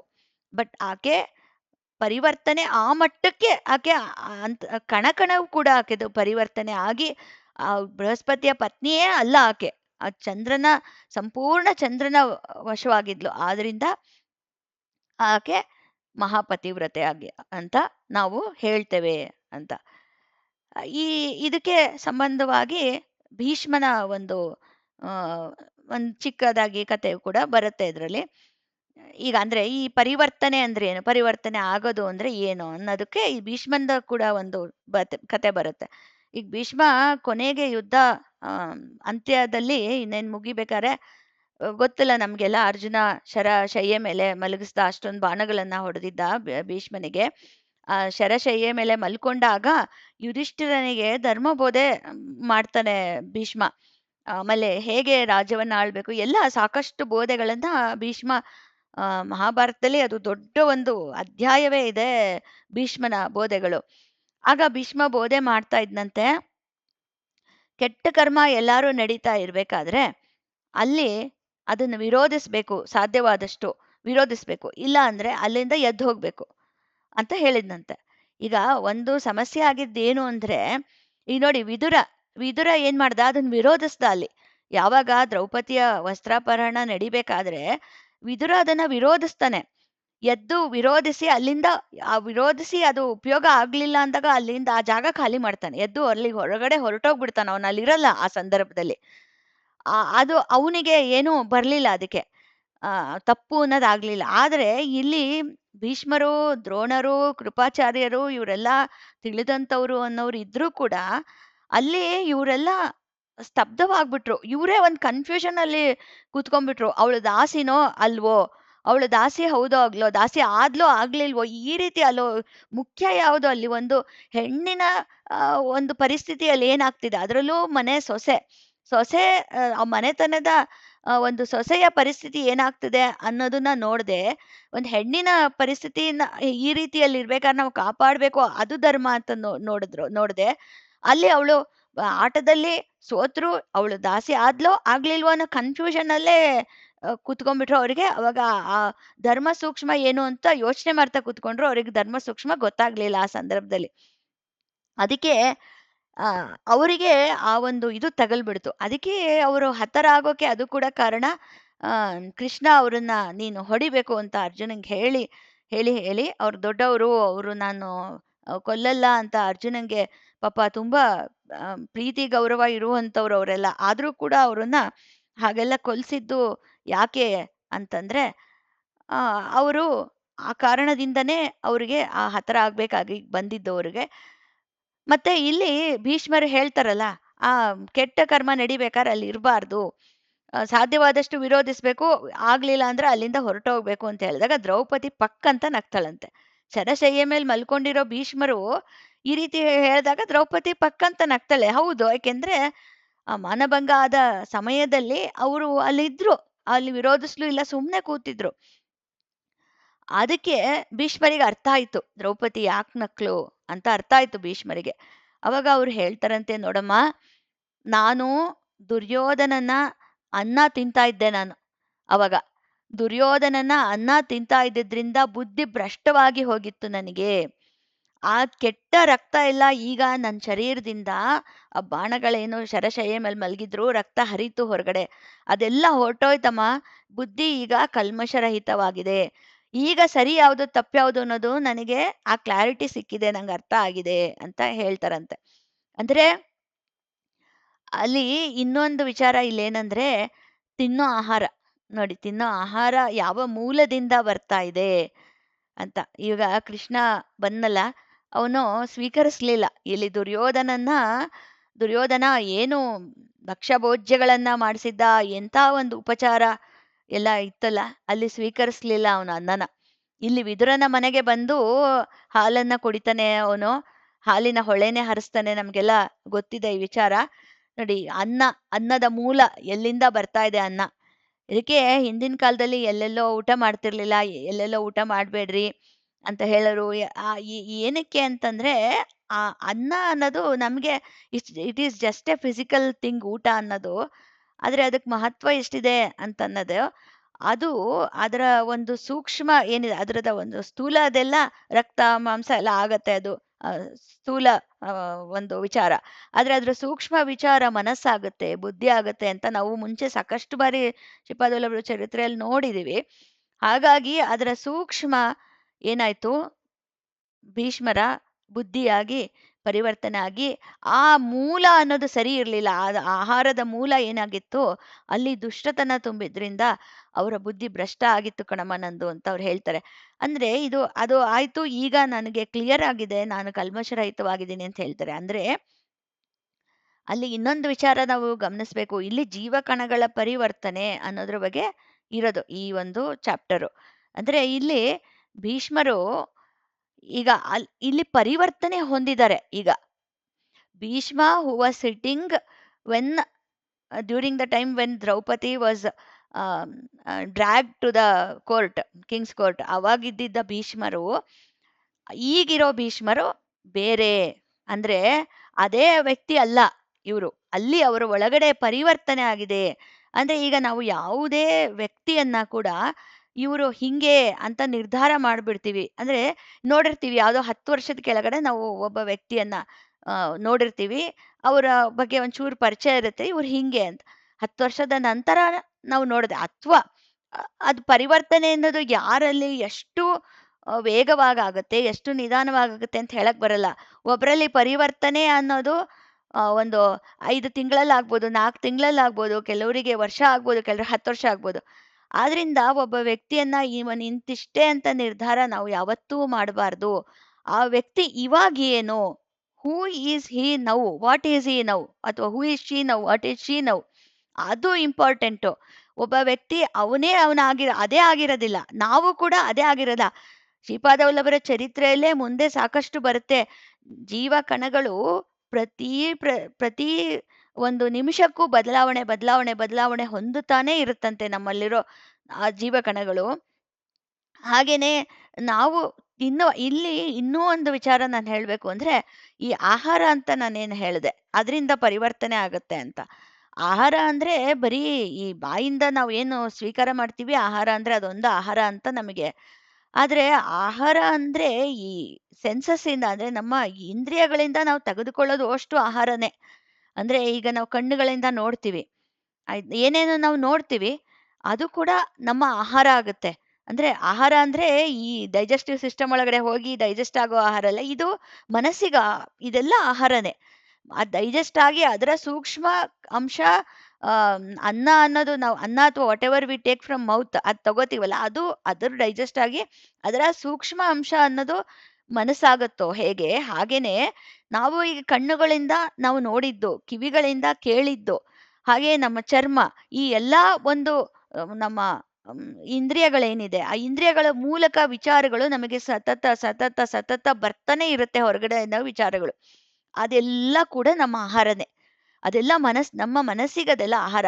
ಈಗ ನೋಡಿ, ಇವಾಗ ನಮ್ಮ ಅಮ್, ಉದಾಹರಣೆಗೆ ನಾವು ಏನೋ ಒಂದು ವಿಚಾರವನ್ನ ಕೇಳ್ತೇವೆ. ಕೇಳಿದ ತಕ್ಷಣ ಅದು ನಮ್ಗೆ ಅದ್ರ ಬಗ್ಗೆ ಗಮನ ಹೋಗುತ್ತೆ. ಅದ್ರ ಬಗ್ಗೆ ಆಲೋಚನೆಗಳು ಬೆಳೆಯುತ್ತೆ. ಆಲೋಚನೆ ಬೆಳೀತು ಅಂತಂದ್ರೆ ಅಲ್ಲಿ ನಿನಗೆ ಅದು ಡೈಜೆಸ್ಟ್ ಆಗ್ತದೆ ಅಂತ ಅರ್ಥ. ಅಂದ್ರೆ ಈಗ ನಮ್ಮಲ್ಲಿ ಆಲೋಚನೆ ಬೆಳೀತು ಅಂದ್ರೆ ಅದು ಡೈಜೆಷನ್ ಪ್ರೊಸೆಸ್ಸು. ಅದು ಡೈಜೆಸ್ಟ್ ಆಗಿದಾಗೆ ಅಲ್ಲಿ ಏನೋ ಒಂದು ಬರುತ್ತೆ ನಮ್ಗೆ. ಅದು ಔಟ್‌ಪುಟ್, ಒಂದು ಔಟ್‌ಕಮ್ ಬರುತ್ತೆ ಅದರಿಂದ. ಅದು ನಮ್ಮ ಮನ್ಸಾಗುತ್ತೆ. ನಮ್ಮ ಪರ್ಸನಾಲಿಟಿಗೆ ಸೇರ್ಕೊಳ್ಳುತ್ತೆ. ಆದ್ರಿಂದ ನಾವು ಕೇಳೋದು, ನಾವು ನೋಡೋದು, ನಾವು ತಿನ್ನೋದು, ಯಾವುದೇ ಪ್ರತಿ ಒಂದು ಕೂಡ ನಮ್ಮ ಇಂದ್ರಿಯಗಳಿಂದ ನಮ್ಗೇನು ಇನ್ಪುಟ್ಸ್ ಬರ್ತಾ ಇರುತ್ತೆ, ಏನು ಒಳಗಡೆ ಹೋಗ್ತಾ ಇರುತ್ತೆ, ಪ್ರತಿಯೊಂದು ಕೂಡ ನಾವು ಶುದ್ಧವಾಗಿ ಇಟ್ಕೋಬೇಕು ಅಂತ ಮಹಾತ್ಮರು ಬಹಳ ಇದ್ರ ಬಗ್ಗೆ ಒತ್ತು ಕೊಡ್ತಾರೆ. ಇದನ್ನ ಇಂದ್ರಿಯ ನಿಗ್ರಹ ಅಂತ ಕೂಡ ಆ, ಹೇಳ್ಬೋದು. ಅಥವಾ ಇದಕ್ಕೆ ಇನ್ನೂ ಒಂದು ಹೇಳ್ತಾರೆ. ಆಮ್, ಇದ್ರಲ್ಲಿ ಹೇಳ್ತಾರಲ್ಲ, ನಂಗೆ ಹೆಸರು ತಕ್ಕಂತ ಬರ್ತಾ ಇಲ್ಲ. ಯಮನಿಯಮ ಆಸನ, ಪ್ರಾಣಾಯಾಮ, ಧ್ಯಾನ ಧಾರಣ, ಇದೆಲ್ಲ ಬರುತ್ತಲ್ಲ, ಅದರಲ್ಲಿ ಇದು ಒಂದು ಕೂಡ ಈ ಒಂದು ಅಂಶ ತುಂಬಾ ಮುಖ್ಯ ಆಗತ್ತೆ ಅಂತ ಹೇಳ್ಬಿಟ್ಟು ಹೇಳ್ತಾರೆ. ಈ ಒಂದು ಇಂದ್ರಿಯದ ಇನ್ಪುಟ್ಸ್ ಏನಿದೆ, ಆಹಾರ, ಅದ್ರ ಏನ್ ಸ್ವೀಕಾರ, ಇದ್ ನೋಡಿ, ಅದು ಸ್ವೀಕಾರ ಮಾಡೋದು ಏನ್ ಮಾಡ್ಬೇಕು ಏನ್ ಮಾಡಬಾರ್ದು ಎಲ್ಲ ನಮ್ಮ ಕೈಲಿ ಇದೆ. ಹೌದಾ, ನಾವು ನಿರ್ಧಾರ ತಗೊಳ್ಬಲ್ವಿ. ಇದು ನನಗ್ ಬೇಡ, ಇದು ನನಗ್, ಆದ್ರೂ ಕೂಡ ನಮ್ಗೆ ಏನೋ ಒಂದು ಅಲ್ಲಿ ಟೆಂಪ್ಟೇಷನ್, ಅದನ್ನ ನಾವು ಒಂದು ತಿನ್ನೋ ವಿಚಾರದಲ್ಲಿರ್ಬೋದು, ಅದನ್ನ ನಾವು ತಿಂತೀವಿ. ಇವಾಗ ಬಾಯಲ್ಲಿ ಏನೋ ದೊಡ್ಡದಾಗಿ ತತ್ವ ನಾವು ತಿಳ್ಕೊಂಡು ಬಾಯಲ್ಲಿ ಆಡ್ಬಿಡ್ಬೋದು. ಇವಾಗ ನಾನು ಹೇಳ್ತಾ ಇದ್ದೇನೆ ಅಂದ್ರೆ ನಾನೇನೋ ಒಂದು ಎಲ್ಲ ನಿಗ್ರಹ ಮಾಡ್ಬಿಟ್ಟಿದ್ದೀನಿ ಅನ್ನೋದು. ಈಗ ನನಗೂ ಕೂಡ ಈಗ ಕಾಫಿ ಅಂದ್ರೆ ತುಂಬಾ ಇಷ್ಟ. ನಾನು ಕಾಫಿನ ಅದ್ ತಪ್ಪು ಅಂತ ಗೊತ್ತಿದೆ, ಆದ್ರೂ ಕೂಡ ಅದು ನಿಗ್ರಹ ಮಾಡ್ಬೇಕಲ್ವಾ ಅಂತ ಅನ್ನೋದು, ಅಲ್ಲಿ ನಿಗ್ರಹಿಸಿದೀವಾ ಇಲ್ಲ ಅಂದ್ರೆ ಅನ್ನೋದ್ರ ಮೇಲೆ ನಮ್ಮ ಸಾಧನೆ ಡಿಪೆಂಡ್ ಆಗುತ್ತೋ ಹೊರತು, ಬರೀ ನನಗ್ ತಪ್ಪು ಸರಿ ಅನ್ನೋದು ತಿಳಿದಿರೋದ್ರ ಮೇಲಲ್ಲ ನಾವು ನಮ್ಮ ಸಾಧನೆ ನಿರ್ಧಾರ ಆಗೋದು. ಅಂದ್ರೆ ಇದೊಂದು ಚಿಕ್ಕ ವಿಚಾರ ಅಂದ್ರೂ ಕೂಡ ಎಲ್ಲಾ ಒಂದು ಆಹಾರ ಆಗತ್ತೆ. ಆ ಒಂದು ಎಲ್ಲಾ ಆಹಾರಗಳಾಗಿ ಅದು ಏನನ್ನ ಮಾಡತ್ತೆ ಅಂದ್ರೆ ನಮ್ಮನ್ನ ನಿರ್ಮಾಣ ಮಾಡತ್ತೆ, ನಮ್ಮ ವ್ಯಕ್ತಿತ್ವವನ್ನ ನಿರ್ಮಾಣ ಮಾಡ್ಬಿಡುತ್ತೆ ಕಡೆಗೆ. ಈ ಇಂದ್ರಿಯಗಳಿಂದ ಬರೋ ಒಂದು ಇನ್ಪುಟ್ಸು. ಇದೆಲ್ಲ ಪರಿವರ್ತನೆ ನಾವು ಮಾಡ್ಕೋಬೋದಲ್ವಾ? ನಮಗೆ ಅವಕಾಶ ಇದೆ. ಒಂದು ಮನುಷ್ಯನಿಗೆ ಆ ಒಂದು ಶಕ್ತಿ ಇದೆ. ಅದನ್ನೆಲ್ಲ ನಾವು ಪರಿವರ್ತನೆ ಮಾಡ್ಕೊಂಡು ಎಲ್ಲಾದನ್ನೂ ನಾವು ಸಾತ್ವಿಕವಾಗಿ ಮಾಡ್ಕೋತಾ ಬಂದಾಗ, ಆಹಾರದಲ್ಲಿ ನಾವು ಕಂಟ್ರೋಲ್ ಮಾಡಿ ಆಹಾರವನ್ನು ಸಾತ್ವಿಕವಾಗಿ ಇಟ್ಕೊಂಡು, ಕೇಳೋದನ್ನೆಲ್ಲ ನಾವು ಒಳ್ಳೆಯ ಚಿಂತನೆ, ಇದನ್ನ ನಾವು ಕೇಳಿದಾಗ, ಒಳ್ಳೆಯ ವಿಚಾರಗಳನ್ನ ನಾವು ಕೇಳಿದಾಗ, ಈಗ ಪರಮಾತ್ಮನ ಒಂದು ಮಹಿಮೆ ಇರ್ಬೋದು, ಲೀಲೆ ಇರ್ಬೋದು, ಗುಣಗಾನ ಇರ್ಬೋದು, ಅವನ ಗುಣಗಾನ ಮಾಡೋ ಒಂದು ಹಾಡು ಇರ್ಬೋದು, ಅದನ್ನ ಕೇಳಿದಾಗ, ಇಲ್ಲ ಯಾರೋ ಒಬ್ಬ ಉತ್ತಮ ವ್ಯಕ್ತಿಗಳ ಸಾಧನೆಯನ್ನು ಕೇಳ್ಬೋದು, ಉತ್ತಮ ವ್ಯಕ್ತಿಗಳ ಜೀವನ ಚರಿತ್ರೆಯನ್ನು ಕೇಳ್ಬೋದು. ಇಲ್ಲ ನಾವು ನೋಡೋದು ಎಲ್ಲ ಉತ್ತಮವಾಗಿರೋದು, ಪ್ರಶಾಂತವಾಗಿರೋದು, ಪ್ರಸನ್ನವಾಗಿರೋದು, ಅದನ್ನ ನಾವು ನೋಡಿದಾಗ, ನಾವು ನೋಟ ಅಂದ್ರೆ ಬರೀ ಫಿಸಿಕಲ್ ನೋಟ ಮಾತ್ರ ಅಲ್ಲ. ನಾವು ನೋಟ ಯಾವುದ್ರಲ್ಲಿ ನಾವು ಏನ್ ನೋಡ್ತೀವಿ ಅದು ತುಂಬಾ ಇಂಪಾರ್ಟೆಂಟು. ಯಾವುದ್ರಲ್ಲಿ ನಾವು ಏನನ್ನ ನೋಡ್ತೀವಿ, ನಾವು ನೋಡೋದೇನು? ಒಬ್ಬ ವ್ಯಕ್ತಿಯಲ್ಲಿ ನಾವು ನೋಡೋದು ನಮ್ಮ ಕೈಲಿದೆ. ಒಬ್ಬ ವ್ಯಕ್ತಿಯ ಕೆಟ್ಟದ ಗುಣಗಳನ್ನ ನೋಡ್ತೀವೋ, ಒಳ್ಳೆ ಗುಣಗಳನ್ನ ನೋಡ್ತೀವೋ, ನೋಡೋದು ನಮ್ಮ ಕೈಲಿದೆ. ಗುಣಗಳು ಅವರಲ್ಲಿ ಏನ್ ಬೇಕಾದ್ರೂ ಇರ್ಲಿ, ನಮ್ಮ ನೋಟ ಒಳ್ಳೆದ್ರ ಕಡೆ ಮಾತ್ರ ಇರಬೇಕು ಅಂತ ಮಹಾತ್ಮರು ಹೇಳ್ತಾರೆ. ಈಗ ನಾವು ಒಳ್ಳೆದನ್ನೇ ನೋಡಿ, ಯಾರನ್ನು ನಿಂದಿಸ್ಬೇಡಿ. ಯಾಕೆ? ಅವರಲ್ಲಿ ಒಳ್ಳೆದನ್ನ ನೋಡಿ, ಒಳ್ಳೆದನ್ನ ಗುರ್ಸಿ. ಸಾಮಾನ್ಯವಾಗಿ ಕೆಟ್ಟದ್ರ ಕಡೆ ಮನ್ಸು ಹೋಗೋದೇ ಜಾಸ್ತಿ. ಓ, ಅವ್ರು ಹಂಗಪ್ಪ, ಅವ್ರು ಹಿಂಗಪ್ಪ, ಅವ್ರು ಹಂಗ್ ಮಾಡ್ತಾರಪ್ಪ, ಹಿಂಗ್. ಅವ್ರು ಒಳ್ಳೇದನ್ನು ಮಾಡಿರ್ತಾರೆ. ಅದನ್ನ ನೀನ್ ನೋಡ್. ಅದು ಒಳ್ಳೆ ಚಿಕ್ಕದಿದ್ರು ನಿನಗ್ ದೊಡ್ಡದಾಗಿ ಕಾಣ್ಬೇಕು. ಒಂದು ಪ್ರೇಮಾನಂದ್ ಮಹಾರಾಜರು ಇನ್ನೊಬ್ರಲ್ಲಿ ಒಂದು ಸೂಜಿಯಷ್ಟು ಒಳ್ಳೇದಿದ್ರು ನಿನಗೆ ಬೆಟ್ಟದ ಹಾಗೆ ಕಾಣ್ಬೇಕು. ನಿನ್ನಲ್ಲಿ ಒಂದು ಸೂಜಿಯಷ್ಟು ಕೆಟ್ಟದಿದ್ರು ನಿನಗದು ಬೆಟ್ಟದ ಹಾಗೆ ಕಾಣ್ಬೇಕು. ಆಗಲೇ ನೀನು ಆಧ್ಯಾತ್ಮೀಯ ಹೊರತುನು, ನಿನಗೆ ಇನ್ನೊಬ್ಬರ ತಪ್ಪು ನಿನಗೆ ಬೆಟ್ಟ ಆಯ್ತಾ, ನಿನ್ನ ಒಂದು ಚಿಕ್ಕ ಗುಣ ನಿನಗೆ ಚಿಕ್ಕ ಒಳ್ಳೆಯ ಗುಣ ಬೆಟ್ಟದಾಗ ಕಾಣ್ತಾ, ನೀನು ಆಧ್ಯಾತ್ಮಿ ಅಲ್ಲ. ನೀನು ಇನ್ನೂ ಆಧ್ಯಾತ್ಮ ಮಾರ್ಗದಲ್ಲಿ ಕ್ರಮಿಸಿಲ್ಲ ಮುಂದಕ್ಕೆ ಅಂತ ಅನ್ಕೋ. ಅಂದ್ರೆ ನೋಟ ಅಂದ್ರೆ ಬರೀ ಫಿಸಿಕಲ್ ನೋಟ ಅಲ್ಲ. ನಾವು ಏನ್ ನೋಡ್ತೀವಲ್ಲ, ನಾವು ಒಂದು ಬೆಟ್ಟವನ್ನ ಗುಡ್ಡವನ್ನ, ಅದು ಹೌದು, ಒಳ್ಳೆದನ್ನ ನೋಡ್ಬೇಕು, ಹೌದು. ಆದರೆ ನಮ್ಮ ನೋಟ ಅನ್ನೋದು, ನಾವು ವ್ಯಕ್ತಿಗಳಲ್ಲಿ ನಾವು ಏನ್ ನೋಡ್ತೀವಿ, ಒಳ್ಳೆದನ್ನು, ಎಲ್ಲಾದ್ರಲ್ಲೂ ಒಳ್ಳೆದನ್ನ ನೋಡು ಅಂತ, ಇದು ನೋಟ. ಇದು ಹೀಗೆ ಎಲ್ಲಾದ್ರಲ್ಲೂ ನಾವು ಪರಿವರ್ತನೆಯನ್ನ ಮಾಡಿಕೊಳ್ಳುವಂತಹ ಶಕ್ತಿ, ಯುಕ್ತಿ ಮನುಷ್ಯನಿಗೆ ದೇವರು ಕೊಟ್ಟಿದ್ದಾನೆ. ಇದೆಲ್ಲ ಪರಿವರ್ತನೆ ಆಯ್ತು ಅಂದ್ರೆ ನಮ್ಮ ಕಣಗಳು ಪರಿವರ್ತನೆ ಆಗುತ್ತೆ ಒಳಗಡೆ. ನಮಗೆ ಸಾಧನೆ ಮಾರ್ಗದಲ್ಲಿ ಮುಂದಕ್ಕೆ ಹೋಗೋದಕ್ಕೆ, ನಾವು ಏನು ಆಗ್ಬೇಕಾಗಿದೆಯೋ ಅದು ಆಗೋದಕ್ಕೆ ಅದು ನಮಗೆ ಬಹಳ ಸಹಕಾರವನ್ನ ಕೊಡುತ್ತೆ ಅನ್ನೋದು ಇಲ್ಲಿನ ಮುಖ್ಯ ವಿಚಾರ ಆಗತ್ತೆ. ಹೀಗೆ ಇನ್ನೊಂದು ಆಮ್, ಹೇಳ್ಬಿಡ್ತೀನಿ. ಇದು ಭೀಷ್ಮನ ವಿಚಾರ. ಅಂದ್ರೆ ಇನ್ನೊಂದು ಅದಕ್ಕೆ ನಿಂದಿಸ್ಬೇಡ, ಇನ್ನೊಂದು ಕೆಟ್ಟದನ್ನ ನೋಡ್ಬೇಡ ಅಂದ್ರೆ, ಆ ವ್ಯಕ್ತಿ ಅದೇ ಆಗಿರೋದಿಲ್ಲ. ಆ ವ್ಯಕ್ತಿ ಕೂಡ ಬದಲಾವಣೆ ಆಗಿರ್ತಾನೆ. ಆ ಕೆಟ್ಟದನ್ನ ಅವ್ನು ಕಳ್ಕೊಂಡಿರ್ಬೋದು, ಅವನು ಒಳ್ಳೆಯವನಾಗಿರ್ಬೋದು. ಹಾಗಾಗಿ ಅದೇ ಆ ವ್ಯಕ್ತಿ ಅಂದ್ರೆ ಅದೇ ಅಂತ ನಿರ್ಧರಿಸ್ಬೇಡ ಅಂತ ಹೇಳ್ಬಿಟ್ಟು ಮಹಾತ್ಮರು ಹೇಳ್ತಾರೆ. ಯಾವುದನ್ನು ನಿರ್ಧಾರ ಮಾಡ್ಬಿಡ್ಬೇಡ, ಇದಿಷ್ಟೇ ನನ್ನ ಜೀವನ, ಇದಿಷ್ಟೇ ನಿರ್ಧಾರ ಮಾಡ್ಬಿಡ್ತೀವಿ ನಾವೆಲ್ಲದನ್ನು. ಅವರು ಅಂದ್ರೆ ಅವ್ರಷ್ಟೇ, ಅವ್ರು ಹಂಗೇನೆ. ನಿರ್ಧಾರ ಮಾಡಬೇಡ ಯಾವತ್ತು. ಯಾಕೆ ಅಂದ್ರೆ ಕಣವೂ ಪ್ರತಿ ಕ್ಷಣವೂ ಪರಿವರ್ತನೆ ಆಗುವಂಥದ್ದು ಅಂತ ಇದು ಭೀಷ್ಮನ ವಿಚಾರ ಕೂಡ ಇಲ್ಲಿ ಹೇಳ್ತಾರೆ ತಿರುಮಲದಾಸರು. ನೋಡಿ, ಇನ್ನೆಷ್ಟು ಅವರು ಉದಾಹರಣೆಗಳು ಕೊಡ್ಬೇಕು, ಎಷ್ಟು ಚೆನ್ನಾಗಿ ಹೇಳಿದ್ದಾರೆ ಅಂದ್ರೆ ಅಷ್ಟು ಚೆನ್ನಾಗಿ ಹೇಳ್ಬಿಟ್ಟಿದ್ದಾರೆ, ಅಷ್ಟು ಸಾಕಷ್ಟು ಉದಾಹರಣೆ. ಇನ್ನ ಕಡೆದೊಂದು ಹೇಳ್ಬಿಡ್ತೀನಿ.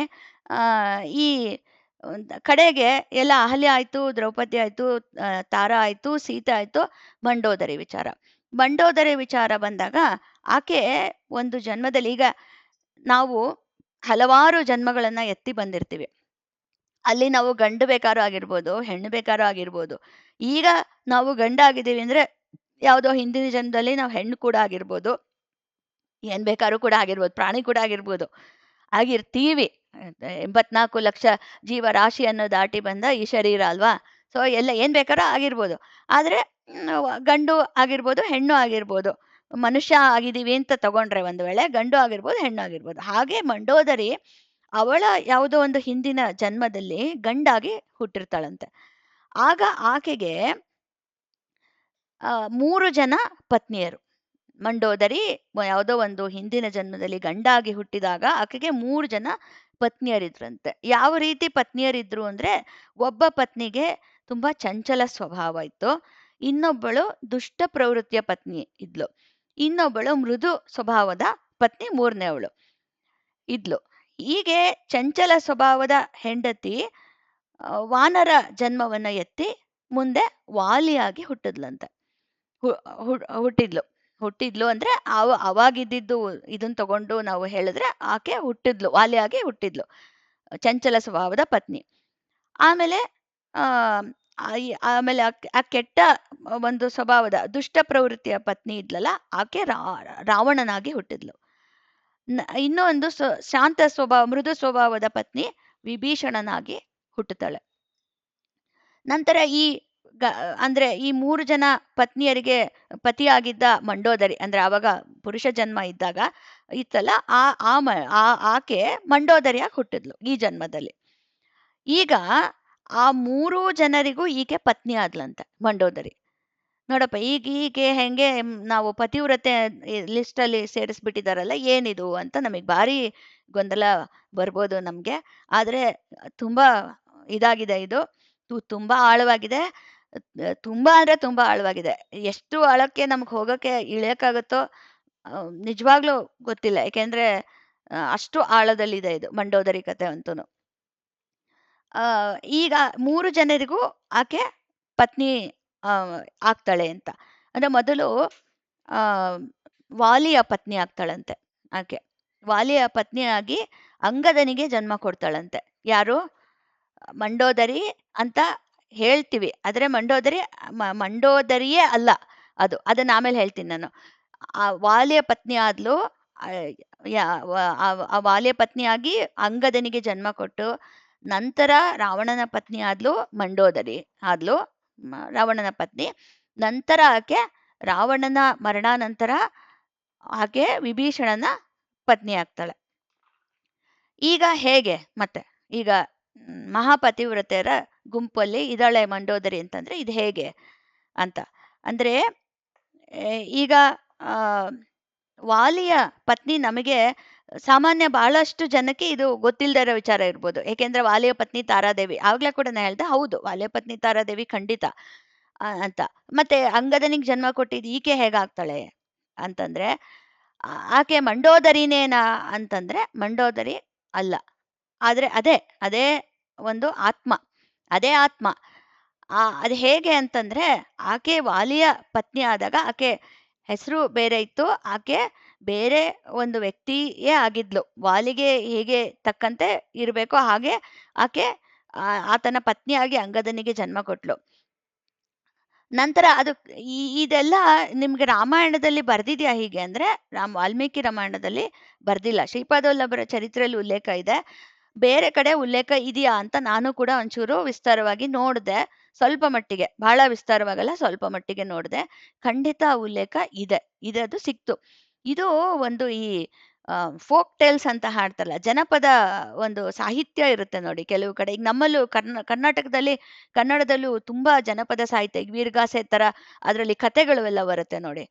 ಫೋಕ್ ಲೋರ್ಸ್ ಅಂಡ್ ಫೋಕ್ ಟೇಲ್ಸ್ ಆ ಥರ ಅದು ಹೇಳ್ತಾರಲ್ಲ. ಹಾಗೆ ಇದು ಕೆಲವು ಕಡೆ ಈ ಒಡಿಸ್ಸಾದಲ್ಲೆಲ್ಲ ಕೆಲವೊಂದೊಂದು ಕಡೆ ಈ ರೀತಿ ಒಂದು ಜನಪದ ಸಾಹಿತ್ಯದಲ್ಲಿ ಈ ಒಂದು ವಿಚಾರ ಬಂದಿದೆ. ಅಂದ್ರೆ ಶ್ರೀಪಾದವಲ್ಲಭರ ಚರಿತ್ರೆಯಲ್ಲಿ ಇಷ್ಟೇ ಕೊಟ್ಟಿರೋದು. ಆದರೆ ಅದರ ಒಂದು ಹಿನ್ನೆಲೆ ಇದೆಯಲ್ಲ, ಆ ಫೋಕ್ ಟೇಲ್ಸ್ ಅಲ್ಲಿ ತುಂಬಾ ಚೆನ್ನಾಗಿ ಅದನ್ನ ಹೇಳಿದ್ದಾರೆ. ಅದು ಇರೋದು ಆ ರೀತಿ ಇದೆ ಅಂತ. ಅದನ್ನ ವಾಲ್ಮೀಕಿ ರಾಮಾಯಣದಲ್ಲಿ ಸ್ಪೆಸಿಫೈ ಮಾಡಿಲ್ಲ ಅದನ್ನ. ಸಾಮಾನ್ಯ ನೀವು ಪ್ರಮುಖ ರಾಮಾಯಣ ಅಂತ ನೀವು ತೆಗೆದೋದಿದ್ರೆ ಅದರಲ್ಲಿ ಎಲ್ಲೂ ಈ ರೀತಿ ಸ್ಪೆಸಿಫೈ ಆಗಿಲ್ಲ.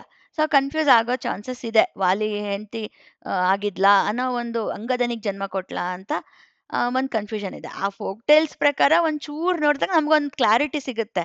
ಹಂಗಾಗಿ ನಾನು ಅದನ್ನ ಒಂಚೂರು ಹೇಳಲೇಬೇಕು. ಅದಕ್ಕೋಸ್ಕರ ಹೇಳ್ತಾ ಇದ್ದೀನಿ. ಇಲ್ಲಾಂದ್ರೆ ಇಲ್ಲಿರೋದಂತೂ ಇಷ್ಟೇನೆ.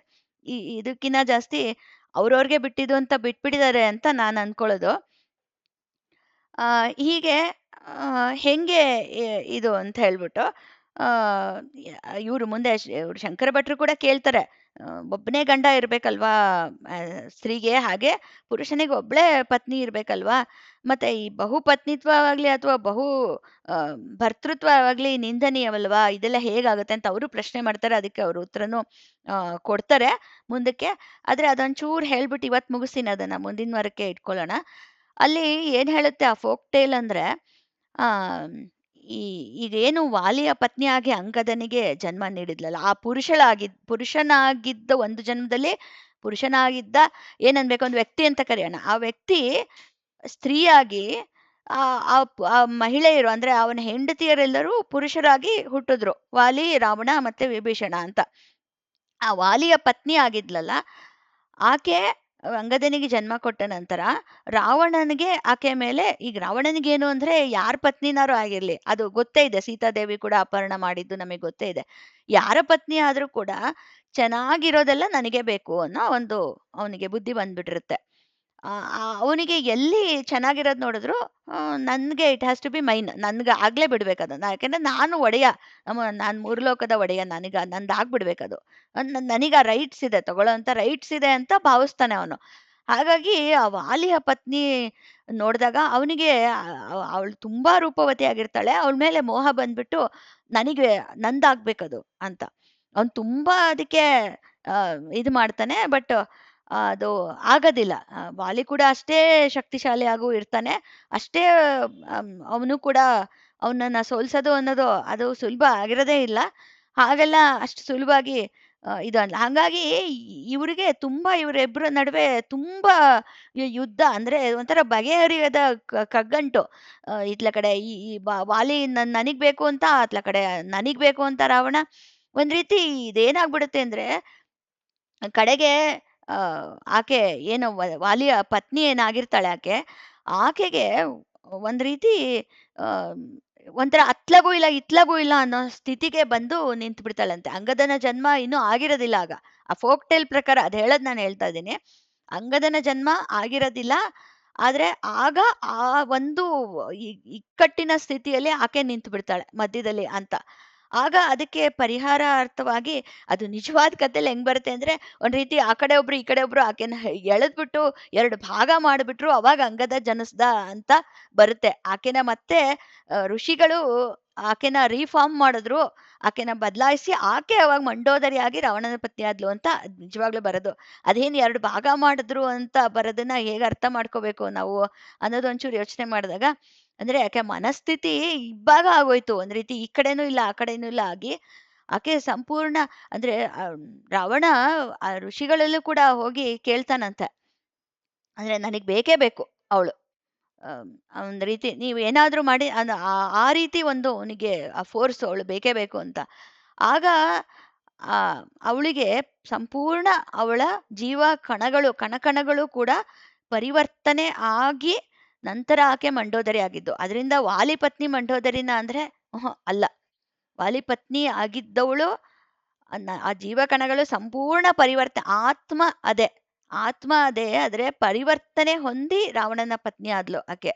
ಆ ಪೂರ್ತಿ ಪರಿವರ್ತನೆ ಒಳಗಡೆಯಿಂದ ಅದೇನು ಕಣಕಣದಿಂದ ಪರಿವರ್ತನೆ ಅಂತ ಇಲ್ಲೇನೋ ಬರುತ್ತಲ್ಲ, ಆ ರೀತಿ ಪರಿವರ್ತನೆ ಆದ್ಮೇಲೆ ಆಕೆ ಮಂಡೋದರಿ ಆಗಿದ್ದು ರಾವಣನನ್ನ ವರಿಸಿದ್ಲು. ರಾವಣನನ್ನ ವರಿಸಿ ರಾವಣನಿಗೆ ಹೇಗೆ ಅಂದ್ರೆ ರಜೋಗುಣ, ಅವಂದು ರಜಸ್ಸು ಮತ್ತೆ ತಮೋಗುಣ ರಾಕ್ಷಸ ಇದು ಇತ್ತಲ್ಲ ಅವನಿಗೆ, ಅದಕ್ಕೆ ತಕ್ಕಂತೆ ಆಕೆ ಪತ್ನಿ ಆಗಿದ್ಲಂತೆ. ರಾವಣ ಹೋದ ನಂತರ ಅವನ ವಧೆ ಆಯ್ತಲ್ಲ, ಆದ ನಂತರ ಆಕೆ ತಪಸ್ಸಿಗೆ ಹೋಗ್ಬಿಡ್ತಾಳೆ.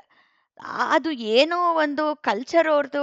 ಆ ರಾಣಿ ಆಗಿದ್ದವಳು ಮತ್ತೆ ಯಾರು ರಾಜ ಆಗ್ತಾರೋ ಅವ್ರನ್ನ ಮದ್ವೆ ಆಗ್ಬೇಕು ಅನ್ನೋದು ಅಲ್ಲಿ ಇದ್ದ ಕಲ್ಚರು ಅದು ಇರ್ಬೋದು ಅಂತ ಅನ್ಕೋಬಹುದು. ಅಥವಾ ಅದೇನೋ ಒಂದು ಅದು ರೂಢಿ ಇರ್ಬೋದು. ಅದೇನೋ ಒಂದು ಇರ್ಬೋದು. ಅದರಿಂದ ಆಕೆ ವಿಭೀಷಣ ರಾಜ ಆದ್ರೆ ಅವನನ್ನ ಮದ್ವೆ ಆಗ್ಬೇಕು ಅದ ಪ್ರಸಂಗ ಅಲ್ಲಿ ಬರುತ್ತೆ. ಈಗ ವಾಲಿಯ ಪತ್ನಿ ನಂತರ ವಾಲಿ ತಾರಾದೇವಿನ ಮದ್ವೆ ಆಗ್ತಾನಂತೆ. ಅಂಗದನ ಸಾಕಿದವಳು ತಾರಾದೇವಿ ಅಂತ ಆ ಫೋಕ್ ಟೇಲ್ ಅಲ್ಲಿ ಬರೋದು. ಅಂದ್ರೆ ಚಿಕ್ಕ ಮಗುನೇ ಆಕೆ ಸಾಕ್ತಾಳೆ ಅಂತ ತಾರಾದೇವಿ. ಆ ತಾರಾದೇವಿ ಕಥೆಯಲ್ಲಿ ಕೂಡ ಲಾಲಿ ಹೋದ್ಮೇಲೆ ಸುಗ್ರೀವನ ಪತ್ನಿ ಆಗ್ಬೇಕಾಗಿ ಬಂತು ಅಂತ ಕೂಡ ಬರುತ್ತೆ. ಅಂದ್ರೆ ಅಲ್ಲಿ ಏನೋ ಒಂದು ನಿಯಮ ಇದ್ದಿರ್ಬೇಕು, ಆಗಿನ ಕಾಲದ್ದಿರ್ಬೋದು, ಅಥವಾ ಅಲ್ಲಿ ಒಂದು ಪ್ರಾಂತ್ಯದ್ದು ಇರ್ಬೋದು, ಗೊತ್ತಿಲ್ಲ. ಹಾಗೇನೆ ಇಲ್ಲಿ ವಿಭೀಷಣನ ಪತ್ನಿ ಆಗ್ಬೇಕಾಗಿ ಬಂದಾಗ ತಪಸ್ಸಿಗೆ ಹೋಗ್ತಾಳಕ್ಕೆ. ಮಂಡೋದರಿ ಅವಳೇನು ರಾವಣನ ಪತ್ನಿ ಆಗಿರ್ತಾಳಲ್ಲ, ಅವಳು ಅಲ್ಲ ವಿಭೀಷಣನ ಪತ್ನಿ. ಅವಳಾಗಿದ್ದಲ್ಲ. ಅವಳು ಸಂಪೂರ್ಣ ತಪಸ್ಸನ್ನು ಆಚರಿಸಿ ಅವಳು ಸಂಪೂರ್ಣ ಕಣಕಣ ಪರಿವರ್ತನೆ ಹೊಂದಿ ಅವಳು ಬೇರೆಯೇ ಒಂದು ವ್ಯಕ್ತಿಯಾಗಿ ಬೇರೆ ವ್ಯಕ್ತಿತ್ವದಿಂದ ಬಂದು ವಿಭೀಷಣನ ವರಿಸ್ತಾಳೆ ಹೊರತು, ಮಂಡೋದರಿ ರಾವಣನ ಪತ್ನಿ ಆಗಿದ್ದವಳು ನೇರ ಬಂದು ವಿಭೀಷಣನ ವರಿಸ್ಲಿಲ್ಲ. ಎಷ್ಟೋ ವರ್ಷಗಳ ಕಾಲ ಆಕೆ ತಪಸ್ಸಲ್ಲಿರ್ತಾಳೆ. ಹೊರಗಡೆನೆ ಬರಲ್ಲಂತಾಕೆ. ಹೊರಗಡೆ ಬಂದೇ ಇರಲ್ಲ.